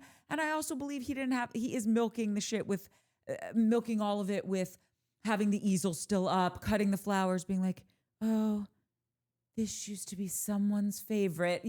That is a little schmaltzy for me. Yeah, It does seem think that's put what on. Venita's mad about, which is what I said earlier, why I'm like, today I'm on Team Venita with the Craig and Venita thing, because Craig, I think, is totally milking this. Also, I'm now leaning towards, was this even real? And you're milking it? Like, bro, F off. Don't, I'm not falling for your dumbass tactics. And then he kind of didn't and again, he didn't have to. It's not his responsibility. But him and Austen definitely let that maybe did she? Yeah. Because there's a picture. Well, I can't speak for it, but if it was me, I'd they just said so much bullshit to make it seem like, oh no, Paige definitely cheated. You guys, what is it? We don't know, but we know. I'm airing more on that she did. This line that we kept saying last year is that since we don't know definitively, it feels really horrible to say that out loud. Right. But if a gun to my head, I'm like, point being, whether it doesn't matter whether she did or not. I just don't think she was physical with him, and I don't think she said I'm in love with you and I'm leaving Craig for you. I think she's I'm out of this relationship. I am breaking up, and when I am, let's go on a date. It doesn't matter. But I don't think that's cheating. It doesn't matter. The point is, Craig made it seem Craig did this whole thing. That's what Venita was like. Venita just reached out and was like, hey, sorry about the whatever, right? Then that became a situation, which that didn't need to become a situation. I get it. Craig's your friend, but she just said, hey, hope everything's okay. 3 years, you guys have all been kind of group of friends. That's fine. Craig, you threw a freaking hissy fit about it. That's not fine. Then you started doing all this other BS. She was like, Craig, that's it. So I'm fine. I'm fine with them being in the beef. I think Craig's being a baby about it. And I'm with this situation. I'm Team Venita, and I'm trying to forget about all the JT stuff. I won't forget about that. Yeah. I wish that I could, because Venita keeps saying like I'm scared of Craig, and I'm not scared of Craig. Yeah. And I just wish I could put myself in her shoes for the moment of confrontation, because it's inevitable. They're going to have to talk about it. They're on this show together. And I do feel like when they did those cuts to flashbacks or whatever to when she was on the Vial files and all this stuff. Yeah. I don't think she was being snarky or rude. I think she was saying, listen, if you have nothing nice to say, don't say it at all. So if you're sitting here talking like you know something, but you're not going to say anything, just don't say anything. Just say, listen, I don't want to comment on any of it. I wish her the best.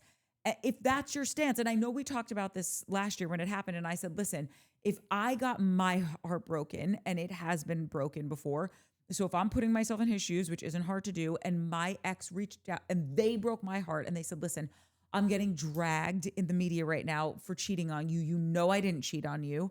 If you ever trusted me for 1 second, trust me now. I promise you that's not what happened. Can you please say something?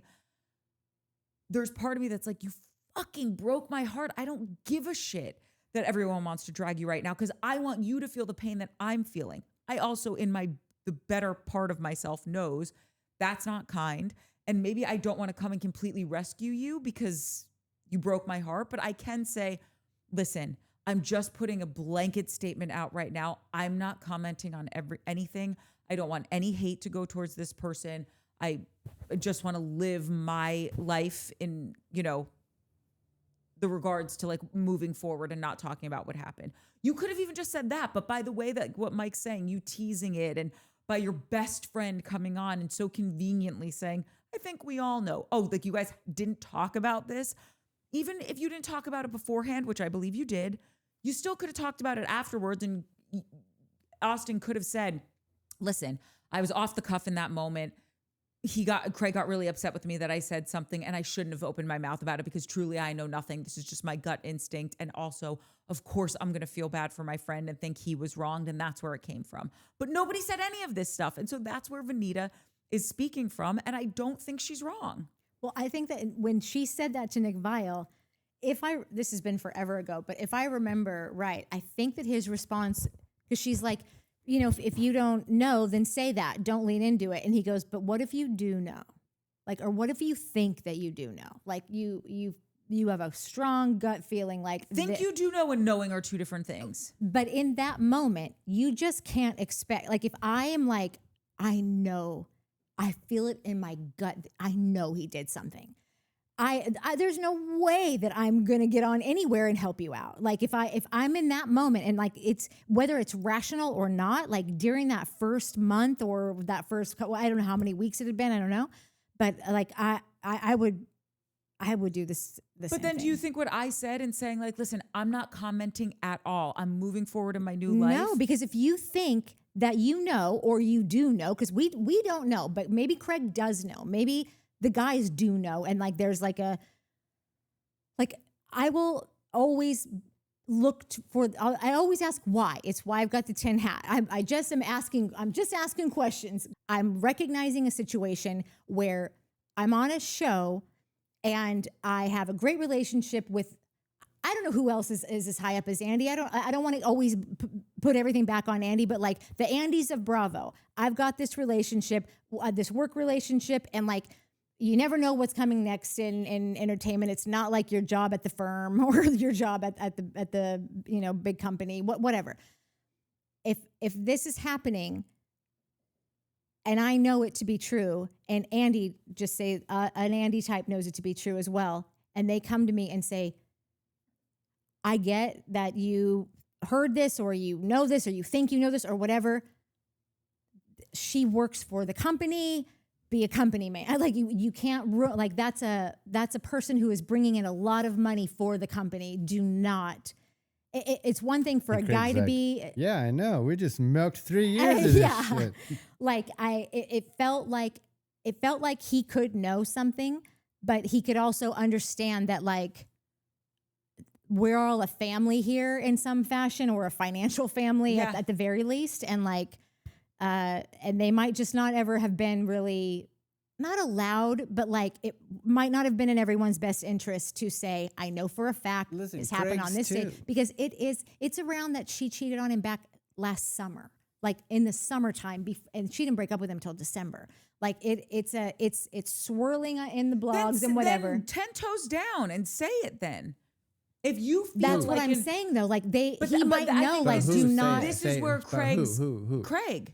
See that? No, because if we're going with what she's saying, that hurts Craig too, right? Like Craig has a business sewing down south. This dude sews pillows. This is kind of a like lady focused business, right? Like that's not a lot of dudes buying pillows. So if Craig comes out and is like, "Yep, she cheated. I know. Here's what happened." Da da da da.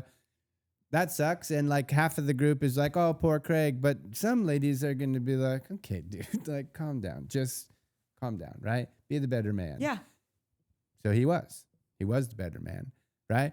Maybe because he wanted to be the better man and just be like, I'm going to be the better man and I'm not going to say anything. Maybe because Andy was like, listen, bro, talk your shit and you blow up this whole spot for everybody. Your pillows are like, you got two options, Craig. Be the better man and just say nothing, and you can do your little grins and squeaky. Have like Austen throw in little lines like, here and there. You'll get yours, exactly. Get your kicks. But you're going to sell way more pillows if you don't say anything, rather than being the what do you call it? The whistleblower. Not the whistleblower. The like pissed off guy that got cheated on, and but you don't even have to be pissed off. You could just say, "Listen." I know, but you know what I'm saying? Like, I just putting this on what she's saying. Like, if Andy came in and was like, "You can't. You're going to blow up the whole thing," Craig included. We've got not just 3 things Paige. slated for her in the next however. Like we've but it's already. Not just her. It's him that's what I'm too. saying. It's also him, but not even just in like your business and your. We could also have 3 things slated for you. Maybe. Yeah. Like it's just it's tricky, it's not black and white. It's not cut and dry. I don't think it is black and white. I just think he could have said something more. Like his whole wishy-washy middle of the road thing didn't necessarily work for me, in the sense that just say, I don't want to talk about my relationship anymore. Or like there's some way around saying something and saying nothing. That would have been the thing that is easy for us to tell someone to do. I'm telling you that if you told me to do that, and in that moment in time, that month of time, that I'm just like, I feel completely out of control. Because Craig is also kind of a control freak. It's not just about. It's like he's feeling all out of his whatever. All I'm saying is that those kinds of things, like. Maybe now he looks back and goes, I wish I would have. At that time, I just don't think we can expect anyone to have like that kind of like rationale head. But this is what I'm saying. I said last year, if I'm putting myself in his shoes, I don't know that I could do that, because I would be so hurt that I want you to feel the hurt that I'm feeling. And you want him to do what you want him to do. He's Craig. He's not doing what anybody wants him to do. But if we're talking about it in relationship to Venita, it's why I can err more on the side of seeing Venita's point as opposed to Craig's. Like how Mike's saying he's team Venita. I'm leaning that way right now, because I'm seeing that I just think there was a million ways you could have done that. And I just think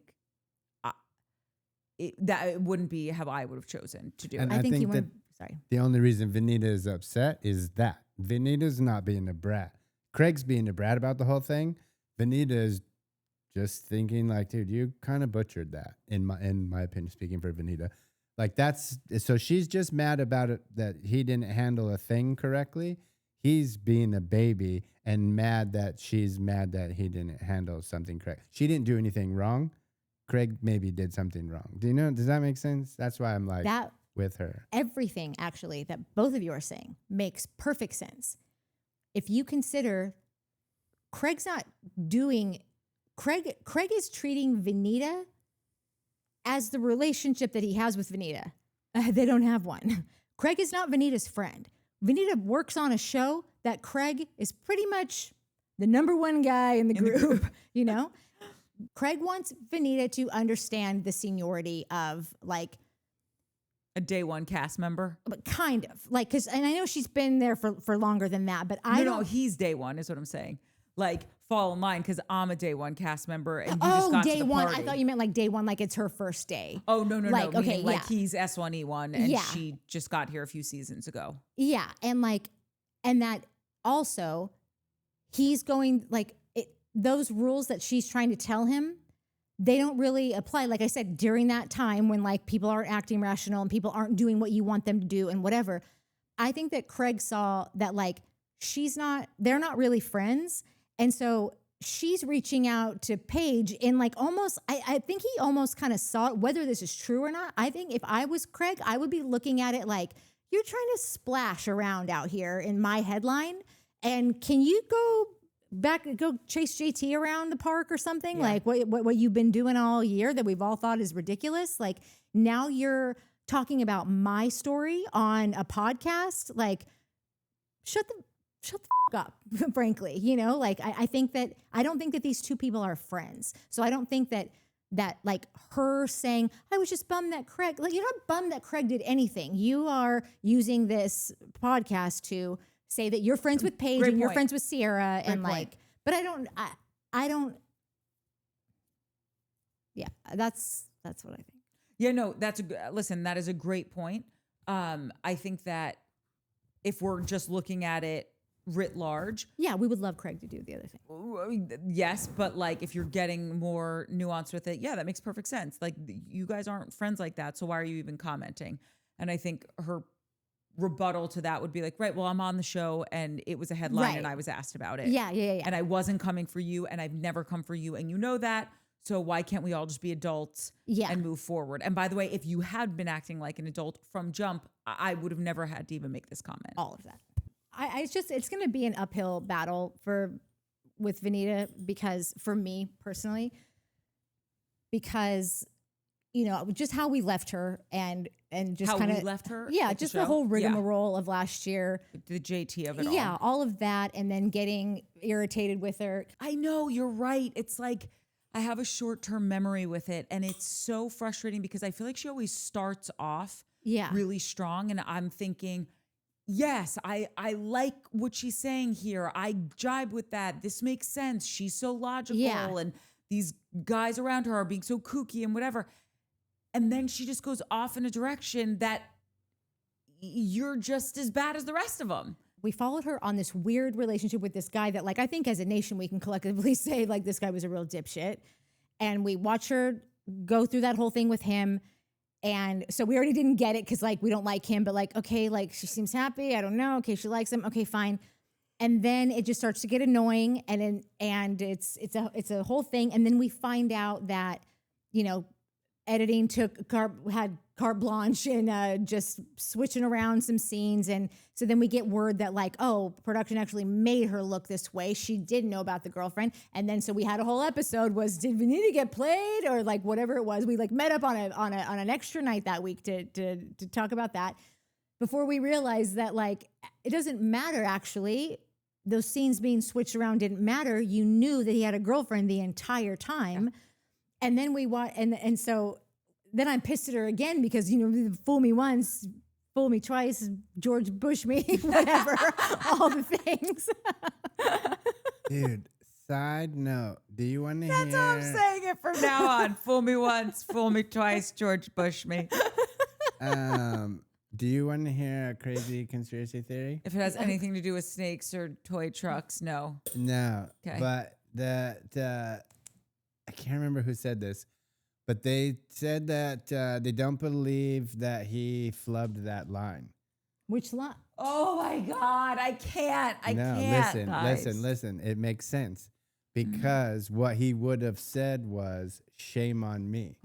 And at the last second, he was like, I'm not saying shame on me and putting that on camera. So Smarter he than he purposely flubbed the line. Yeah.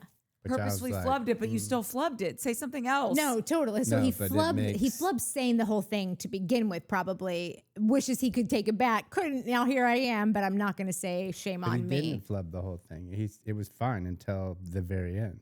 Well, for his very end to be like, fool me again, or fool me twice, you ain't going to fool me again, or something like that. Like it just was that like. Was it. Like it was like if you go back and watch, like you can kind of see him like about to say and then be like, well, I can't get fooled again.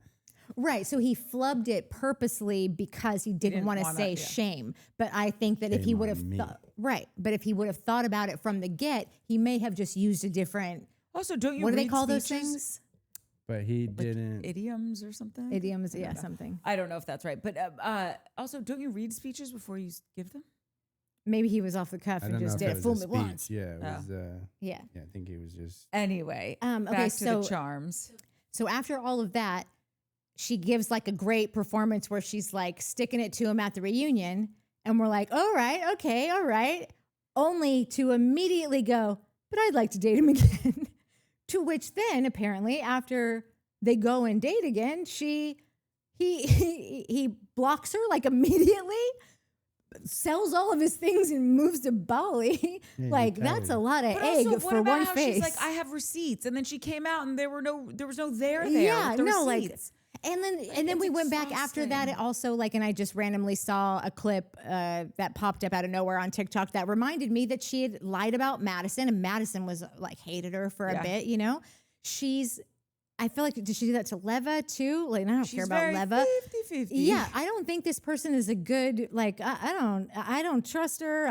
She's done nothing to show me any consistency of like.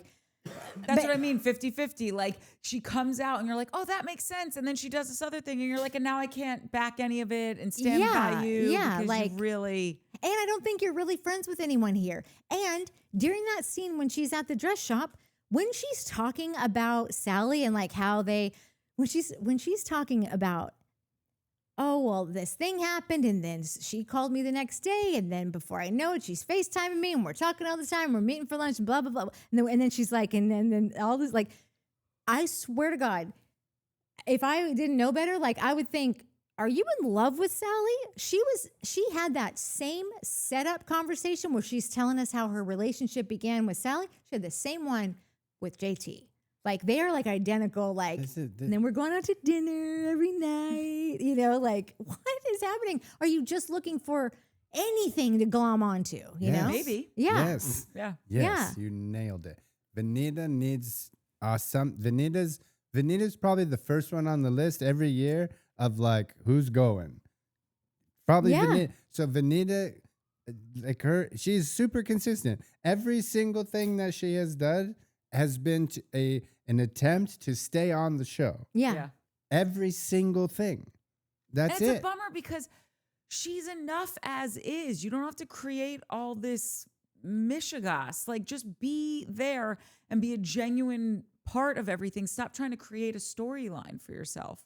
If I could give Venita advice, I would say to just make nice with everyone and work this entire season on convincing Bravo to let you go to in the city, because that's where I think you live. I think you live in Charleston for like 3 months a year to do this show.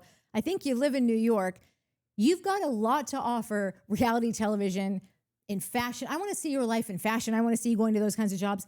I think that you're friends with Paige and Sierra, who both live there. They're probably doing stuff. Like, I would just get on back to where your real friends are. I don't believe any of these people are really your friends, whether you deserve them or not. You could be the greatest friend in the world. I don't think these people are here for you. So I would, if I'm her, I would try to remove myself from this. I get it's a paycheck. Maybe it's a good one by year, whatever she's in now. So I'm not saying like anyone should throw that out, but keep that or then try a different going. Tactic. I feel like, I don't know why I feel like this, but I think Venita has money. So I don't think she needs this paycheck really.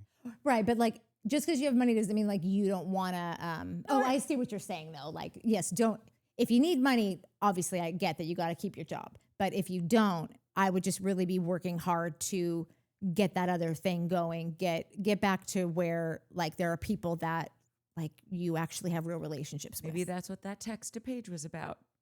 Trying to stoke the fire up there. But again, she'd be good on Summer House. Consistent. Like the Paige, the text, the JT, like everything she's done is an attempt to stay relevant on a show that is near impossible for a woman to be relevant on unless you're Patricia Ann Schultz or Yeah. fucking Madison laying down, like not give, like that's it. You're those two are the only two.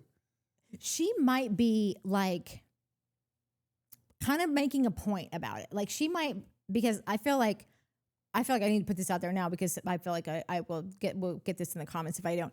I am not saying at all that it is not hard for not just a woman, but the only Black woman on a show to, like, this has got to be the hardest thing ever. On a show in the South could, with a and bunch in the of South, Southern all men. of it. Like there's so many connotations. so many she's layers. fighting, Nothing about this yeah. is easy. And she might be a fighter. She might be the type that like is like, no, I'm dug in. I'm going to be here. I'm going to outlast all these mofos. And like, I get that. Like, I totally get that. Like, I don't have that drive anymore. I'm too old. But like, I know that exists.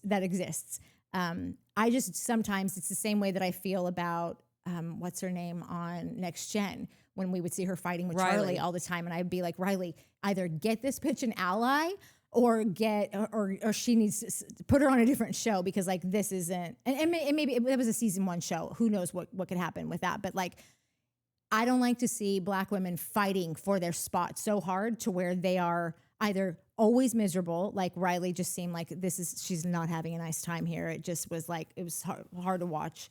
And then, or Venita, who is up against it's just like, I want better for their lives and for their successes and for their spots on these like entertainment platforms. It's just, it seems like you're trying to win at a losing game. Exactly. And it doesn't matter what you do. It just, you're in between a rock and a hard place. Yeah, and life flies, and like you're wasting all like your whole 30s. Like your 30s are your best years.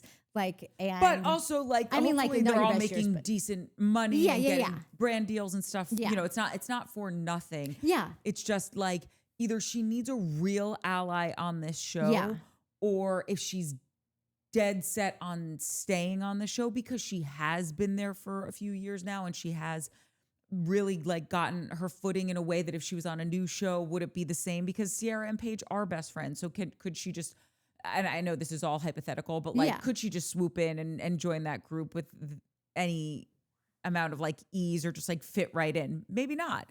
So I get like, easier than here though. Maybe, but like, I also just think that why do I have to give this up? Because I've been here for so long. So it's like, either let's like have Venita have a real ally on the show. Yeah. Or, not that it's fair, but like, if you really want to stay on the show, is there some way that like there's a different tact for you? Yeah. So that you're not getting pummeled. Yeah. And here's the crappy part is that the tact is to figure out what Craig needs and get it for him. And that I would never in a million years, just as like any self-respecting woman, tell another woman to like, go find how you can help Mr. Boss Craigie. But like, if you're going to be here and you want things to be nice, like, there's one other way. What's the other way? There's actually two other ways. You pull a Madison and you blow everything up, because that's you pull a Madison and you get under Pat's fucking wing. Oh, but but the I way don't she think got there was because when she first came on the show, Madison, nobody was taking Madison seriously. It's like, oh, this is some chick that Austin's dating. But after he cheated on her, hair person.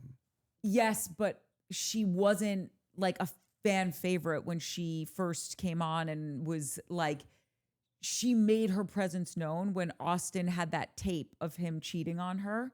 And that's when she really. Right. What my point is, she got in with Pat. Pat is, so like, you can get in with Craig, and you're like, that's the only way. Two choices, it's not the only way. I don't know which is going to be easier. Pat is the other way. Do you think that Pat is into Venita? No.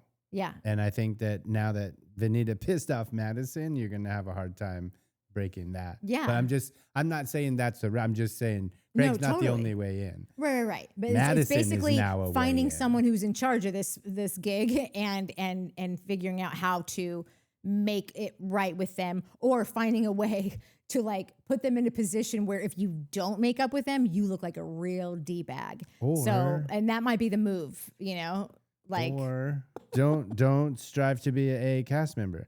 Just cash your B check. Sally's doing it. Molly's doing it. Rodrigo's doing Doing it. Like they're doing fine. Yeah. They're doing fine. That is a good point. No, that's a totally good point.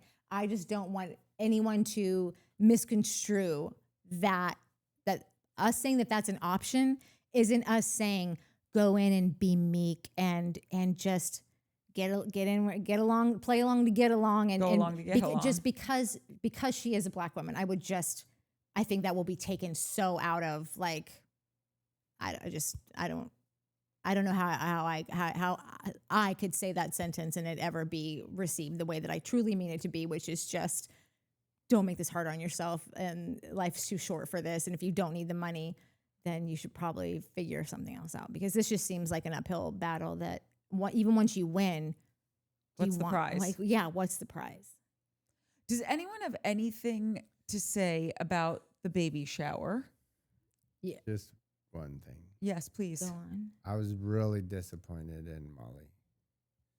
Like we've all done some dumb shit. Oh, I've yeah, done some dumb Molly. shit and made bad decisions, but like I was so bummed that she missed that thing, and then she was clearly so bummed about it, like so quickly after. That dude is such a tool. Kory is Like the such a biggest tool tool on planet Earth. Like you look up tool in It's him. the dictionary. Are they trying to? Is he going to be a character on the show? Because I he think flits so. in and out of so many shows. He's like the herpes of Bravo. No, like this he's like showing up on every show, and you don't know when he's going to pop up. But like it's annoying and a little inconvenient. He is Wes Wilson on stilts.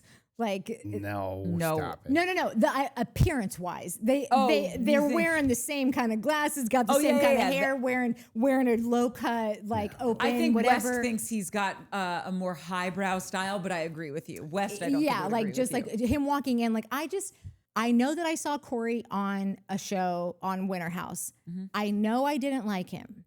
I don't remember why. Because he started Oh, off I on don't want to know Summer why. House. That's the thing. I'm choosing. This is a brand new character. I've already got beef with everyone else on this show in some fashion because like you've been on for too long. So I know that you know that something went down. I am going to clean slate this until you piss me off, and then I will go back and rewatch Winter House. By the way, it's nothing big. He didn't really do anything. He's just he is an F-boy. I would think self-admittedly. He started dating that girl on the show. You're telling me, Hold on, I but know, but now not it's all bad. coming back to me. No, Literally, but- now I know it's because he started dating a girl on the show and he didn't like her anymore. after that. No. They just ended up really just like it died of natural causes. Even she said like he wasn't a bad dude. It wasn't like nobody cheated. But like she was heartbroken over it because she still really cared for him. I just think it just ended because it like one of the people fell out of love, didn't want to be together anymore. Yeah, because he started like someone else. But I don't think he was I don't think he was a whore. Or okay, now just tell me, is it because he started liking it? Because I No, can't remember. I'm genuinely being honest. I think really like no other girls showed up and he was like, oh, well, now I got to keep my options open. no. Oh, okay. I mean, on Winter House, he was being like a little flirty with this other chick, but she was saying it's like he's like my brother and whatever. Like it really wasn't some. They're always like their brother until they're not. I'm correct. Until It they're wa- doing step sibling porn on the whatever. I don't know what the. You looking to I don't know what the sites are. You think I go to porn sites? I think that's what Listen, you're if I doing want something, all I'm going day. to Skinamax where they are nice and lovey-dovey. They don't even have Skinamax anymore. Well, when they did.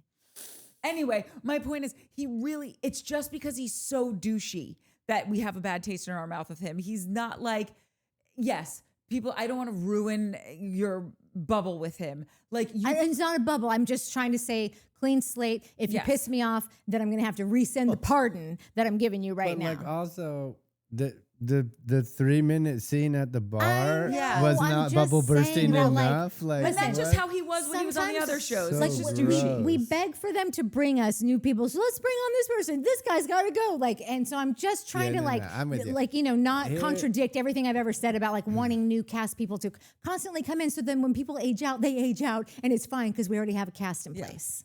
Yeah, no, I feel you. Here's another thing too, is like I'm always harping on like, what do these people do for a living? What do these people do for a living? I want to see them go to work. Like I'm obsessed with work. So like I want to see people work. So the city or whatever, I'm so curious to like see like, okay, buddy, you're going to get your wish. You're going to get to watch some chicks go to work. Like, how fun is that going to be? I'm anxious to see if it will be fun, you know, like it's going to be more fun than watching people just drift on a raft around all day in a freaking bikini or board but shorts. Versus like the hot F boys and hot like party summer house, drifting on a raft in the bikinis, fighting, getting drunk, banging each other, which listen, we're all here for clearly. But like I've always clearly been like, not clearly, but like I've been very adamant about like, or curious about what the housewives do for a living. What do these people do for work? I want to see more of Amanda in the bikini and Kyle in the spritz. Like I want to see these people starting their brands and businesses. Yeah. And like, I'm interested in that. No, you want to hear Andy say, spritz wars are back on. Yeah. So like, Who doesn't? I know. A clip popped up today. Spritz wars are back on. Listen, I understand what you're saying, but we do want to see that their jobs. But here's the bummer about it, and it's what at the beginning of the show when we were watching Austen, he's in his confessional telling us, oh, you know, I see her here and there, and then it's great and whatever. He 3 to 5 times a month, and we're good with it. It works for us. He gave a look. It doesn't work for us. No, it doesn't. But he gave a look during that interview that was so obvious to me that you did this interview after you guys already broke up, and you're now having to go back and do, because he did the whole like he just, if you watch that again, you'll see this look. And this is the bummer about all of this. It is going to be so hard for any show that has a budget, who can't just film year round and can't just keep it rolling. Love Island style. Yeah. You're going to have to go back and reenact things and re-talk about things as if it's in the moment when already 3 months have happened. You haven't been with this person in forever long. We're never going to see somebody not get the deal signed, you know, when we are watching their jobs. Like, so it's with respect to what you're saying, I understand, but it's because of how the show is filmed. It's not because I wouldn't be interested to see them doing their businesses. I just don't know how realistic it is to expect that we're going to actually see things happening as they're happening, because work is work. You know, you can't have, I mean, unless you can have someone in the board, a camera guy in the boardroom with you, but probably everybody else in the boardroom also knows that the camera is going to be there, and they've already know what's going to be talked about in the boardroom. Like I don't know how real it could possibly be. Okay, well, let's not piss on our corner. I know. I'm still here for it. Boardroom and such. But I bet we're going to hear a lot less about their jobs. It'll probably just be like when you're watching, you know, if anybody watches the Kardashians and you're happen to be on this day, Kim's going to a shoot. So now you're on the shoot of a commercial that Kim's on because that's what we're doing today. That'll probably be the extent of it. We probably won't really be seeing like the trials and tribulations of being like a business owner and that's whatever. Lame. Well, at least we're going to see them bopping around New York instead of all sitting at one house, because apparently you can't film anywhere in the Hamptons anymore. They've totally like just really made it hard to go to any new places, and you've got a couple places you can film and that's it. So you really got limited. The backyard and the like front yard. One or two restaurants and clubby kind of places, and then. Yeah. The only thing I wanted to talk about from the baby shower that because I really do feel like we've covered everything else that was of note to me. That's all that matters. Is I don't know if either one of you know how hard it is to quilt. And I just thought that gift from Craig to Madison was so sweet. I did too. And I also felt it deep in my gifting heart, because I own a gifting company, when he was like, no, don't put the box on its side. Because I always say to people when I give them the gift boxes from the Urban and the Mystic, I'm like, it has to lay flat. Like if I am dropping it off somewhere, if it's in person pickup or something like that. And so when he took it back and put it right side up, I'm like, I see you. Yeah. I get that. You don't want it all slid to one side. The presentation is everything. And I thought it was so adorable that he went to a quilting quilting. I don't know. What was it? What he went to. He said he went to a thing to learn how to quilt. He said, I went to Wisconsin for 3 weeks to learn how to quilt. Yeah, there you go. But a thing, like, Okay, I don't know. Do you know how hard? No, in all seriousness, guy's do so you know how full of hard it is to shit. quilt? Yeah. Have you seen Joe and what are the other girls from what's that show called where they all quilt? Oh, I don't know. All I know is that my best friend Molly McBride, her mom is a lifelong quilter, and like every time I go home, she shows me all the quilts that she's made. She shows me the patterns, the books, how she does it. It is no joke. And she made me a quilt for my 40th birthday with cats on it. Yeah. And it's it's like my favorite Yeah. gift of all time. It's a prized possession, and it takes. I don't think this one because it wasn't that big. Like mine is, you could put Yeah, it it on was a for a bed. baby. It's beginner quilting. But it takes Still- months. Yeah, totally. To do that, and I just thought it was thoughtful. No, I thought it was all those too. little mini squares, and that takes so much time. Yeah, It Little takes- Women. Little Women. Don't they Oh, quilt there you in go. Little Women? Yes. Okay. Come on. Anyway, I feel like you don't think this is like a thoughtful gift. I also and feel don't- like you love a quilt. Yeah, do you not realize how hard it is to quilt? How much time it takes to become a proficient quilter? Can someone in the audience chime in? If you're still here, there's got to be one quilter left. It Yeah. is The a best hard- thing you could do is to give a "You're wrong, Mike." Oh We yeah, would yeah. love that. We If we get so few of them. I've not said anything. well, you're sassing us. You're visually Yeah, sassing. it's- literally it's- not your said silence anything. speaks I've not louder than words. sassed Yeah, exactly. anyone. Wait, Yeah, no, I what do you that think? Craig What's your problem with this gift? 100% learned how to quilt in 3 weeks. Clearly, it's very difficult. And Craig Conover mastered it in 3 weeks. Clearly, Craig made that quilt all by himself. He gave it to her Like and subscribe. and literally said, "It's not finished yet." That's Craig's jam. Is a unfinished, partially sewn. I'm still learning. Listen, very sweet. I'm not saying it wasn't a sweet gift. I love the idea of a quilt. But like even Madison was like, "Oh, cute." Do you see what happened when she got Rodrigo's gift? She cried. She doesn't cry, and she cried. That So, was the best. I What- mean, listen, but the like, quilt do you was- know what I'm maybe, saying? Maybe the quilt was I'm not actually, saying actually anything. equally The as good. quilt the is super picture, sweet. The picture picture was was so just good. beyond. It was so Yeah. sweet. I'm I'm just also such a like sucker look for at dad stuff. look at the I also two love people Rodrigo. and Yeah, look at the reactions, and then tell me that Craig mastered quilting in 3 weeks, I and didn't tell say me that he it's mastered so it hard. in 3 weeks. I'm saying And- it's a thoughtful gift. It is a and thoughtful quilting gift is very hard to do. And that you've he never liked Craig. bought at Yeah, because a Nat thinks he's cute. Yeah. that he bought at a Because the quilt America store does. in Wisconsin while he was there. Took to his sewing machine, Saying, "You've got a ran thing it with through Craig." the thing for a scene real quick. Do you guys not? Craig can't sew. Craig doesn't know how to sew. So unless Craig also learned how to sew at the quilting I think Craig does know camp- how to sew. What? Craig does know how to sew. Sewing He- down south. Yeah. Got it right. He Sure sews down south. thing. Okay. I'm just gonna check my notes to see if there was anything else. Whoever Joanne shout out to Greco. the production coordinator who forgot to take Leva off the call sheet. Bro, I had that note. I thought Leva wasn't supposed to be here. Yeah, we all did. We thought we were going to have a great in day. their defense, shit, like I finally was like, okay, she hasn't said anything. So I'm and okay with granted, it. it's a baby shower that she should be at. I'll let this one slide. But if she shows up next week, I'm like, no, you guys, no. Dude, she not only Oh, you want to did show say up. I was gonna say, she yeah, did yeah, say something. you She want to did say show up to the stuff. baby shower for Madison.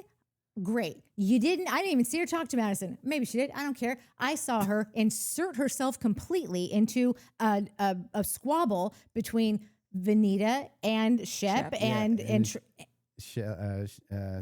What's her face, Salley? But was it Salley or Venita that did the like when seemed all pretty wasted at this point?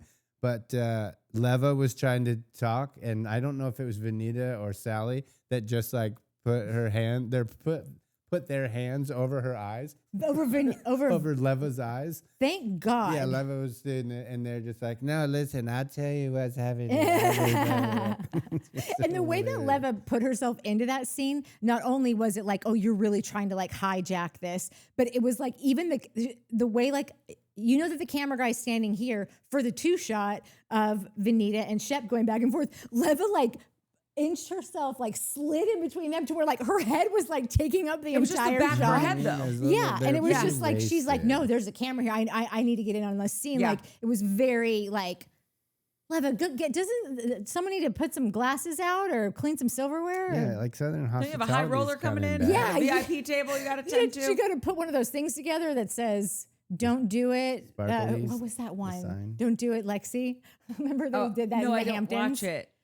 Oh, in Summer House. Don't do, I don't remember it. Yeah, but somebody yes. walked out that said "Don't do like, it, Lexi. because of Jesse," or like it was one of the girls. They brought out a very poignant sign. Wait, I have to. Austin's please. 38 too, by the way. Oh, 38. Wow, I said 38. That was my first thing. No, and then I never. No. When Nat goes, I think he's young, the youngest one of the I group. meant that. I said well, that maybe yeah, he's 35. Oh, he's not even younger than Craig. No, they're the same age. Oh then. my God! Wow, Bethany. bro. Wow. Like I was giving you an out because I Wait, thought that you Craig's just hadn't. 36. He's Austen is older than Craig. Yeah, Craig's always been the baby in the bunch. What? Like that's I been the knew thing. that Oh, he- I'm way Oh off. my God! I thought Craig was that 38. he was. I knew that Craig was the baby for those first several seasons. Like Yeah. he definitely was and played that like mean- played the great baby Yeah. on there. But I had no idea that when Austen came, I thought they brought in a kid that was 5 to 7 years younger than everyone else, Yeah. doing their due diligence of make sure to keep packing the team, with younger blood. And I was so long. Now I got no excuses for him. Like he's stunted somewhere, maybe because of what happened in his childhood. I don't know. Wait, I have something that I have to say. I have two things. One is frivolous. Actually, it's not. I take that back. But you'll have to wait for it. Okay. You know how Mike just made the point of Craig giving the half-done gift? Oh, Like, yeah. remember it was Cameron's baby shower, and it was like the pillow or the stuffed animal or something. They did the flashback to it, and it was like half done. Yeah. And then this is half done. And it really just annoyed Mike. Yeah. And I think that this must have been something that annoyed the piss out of Paige, Uh-huh. because I just had a conversation with my girlfriend about this, and this is this gets under my skin like nobody's business.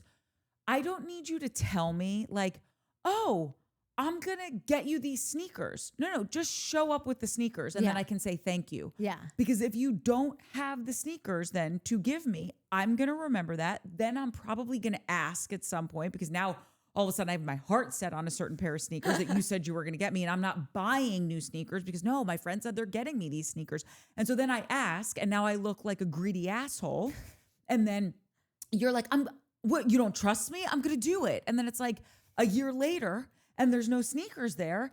And this is why I have a half-done quilt, and it was nice, and you got the credit on camera, but you never finished it. And what the hell is my kid going to do with a half-made quilt for the rest of her life?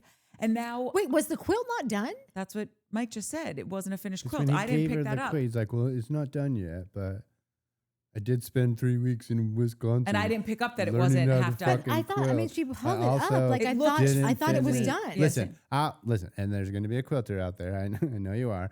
So I'll say it. I'll beat you to it. And you probably already commented though.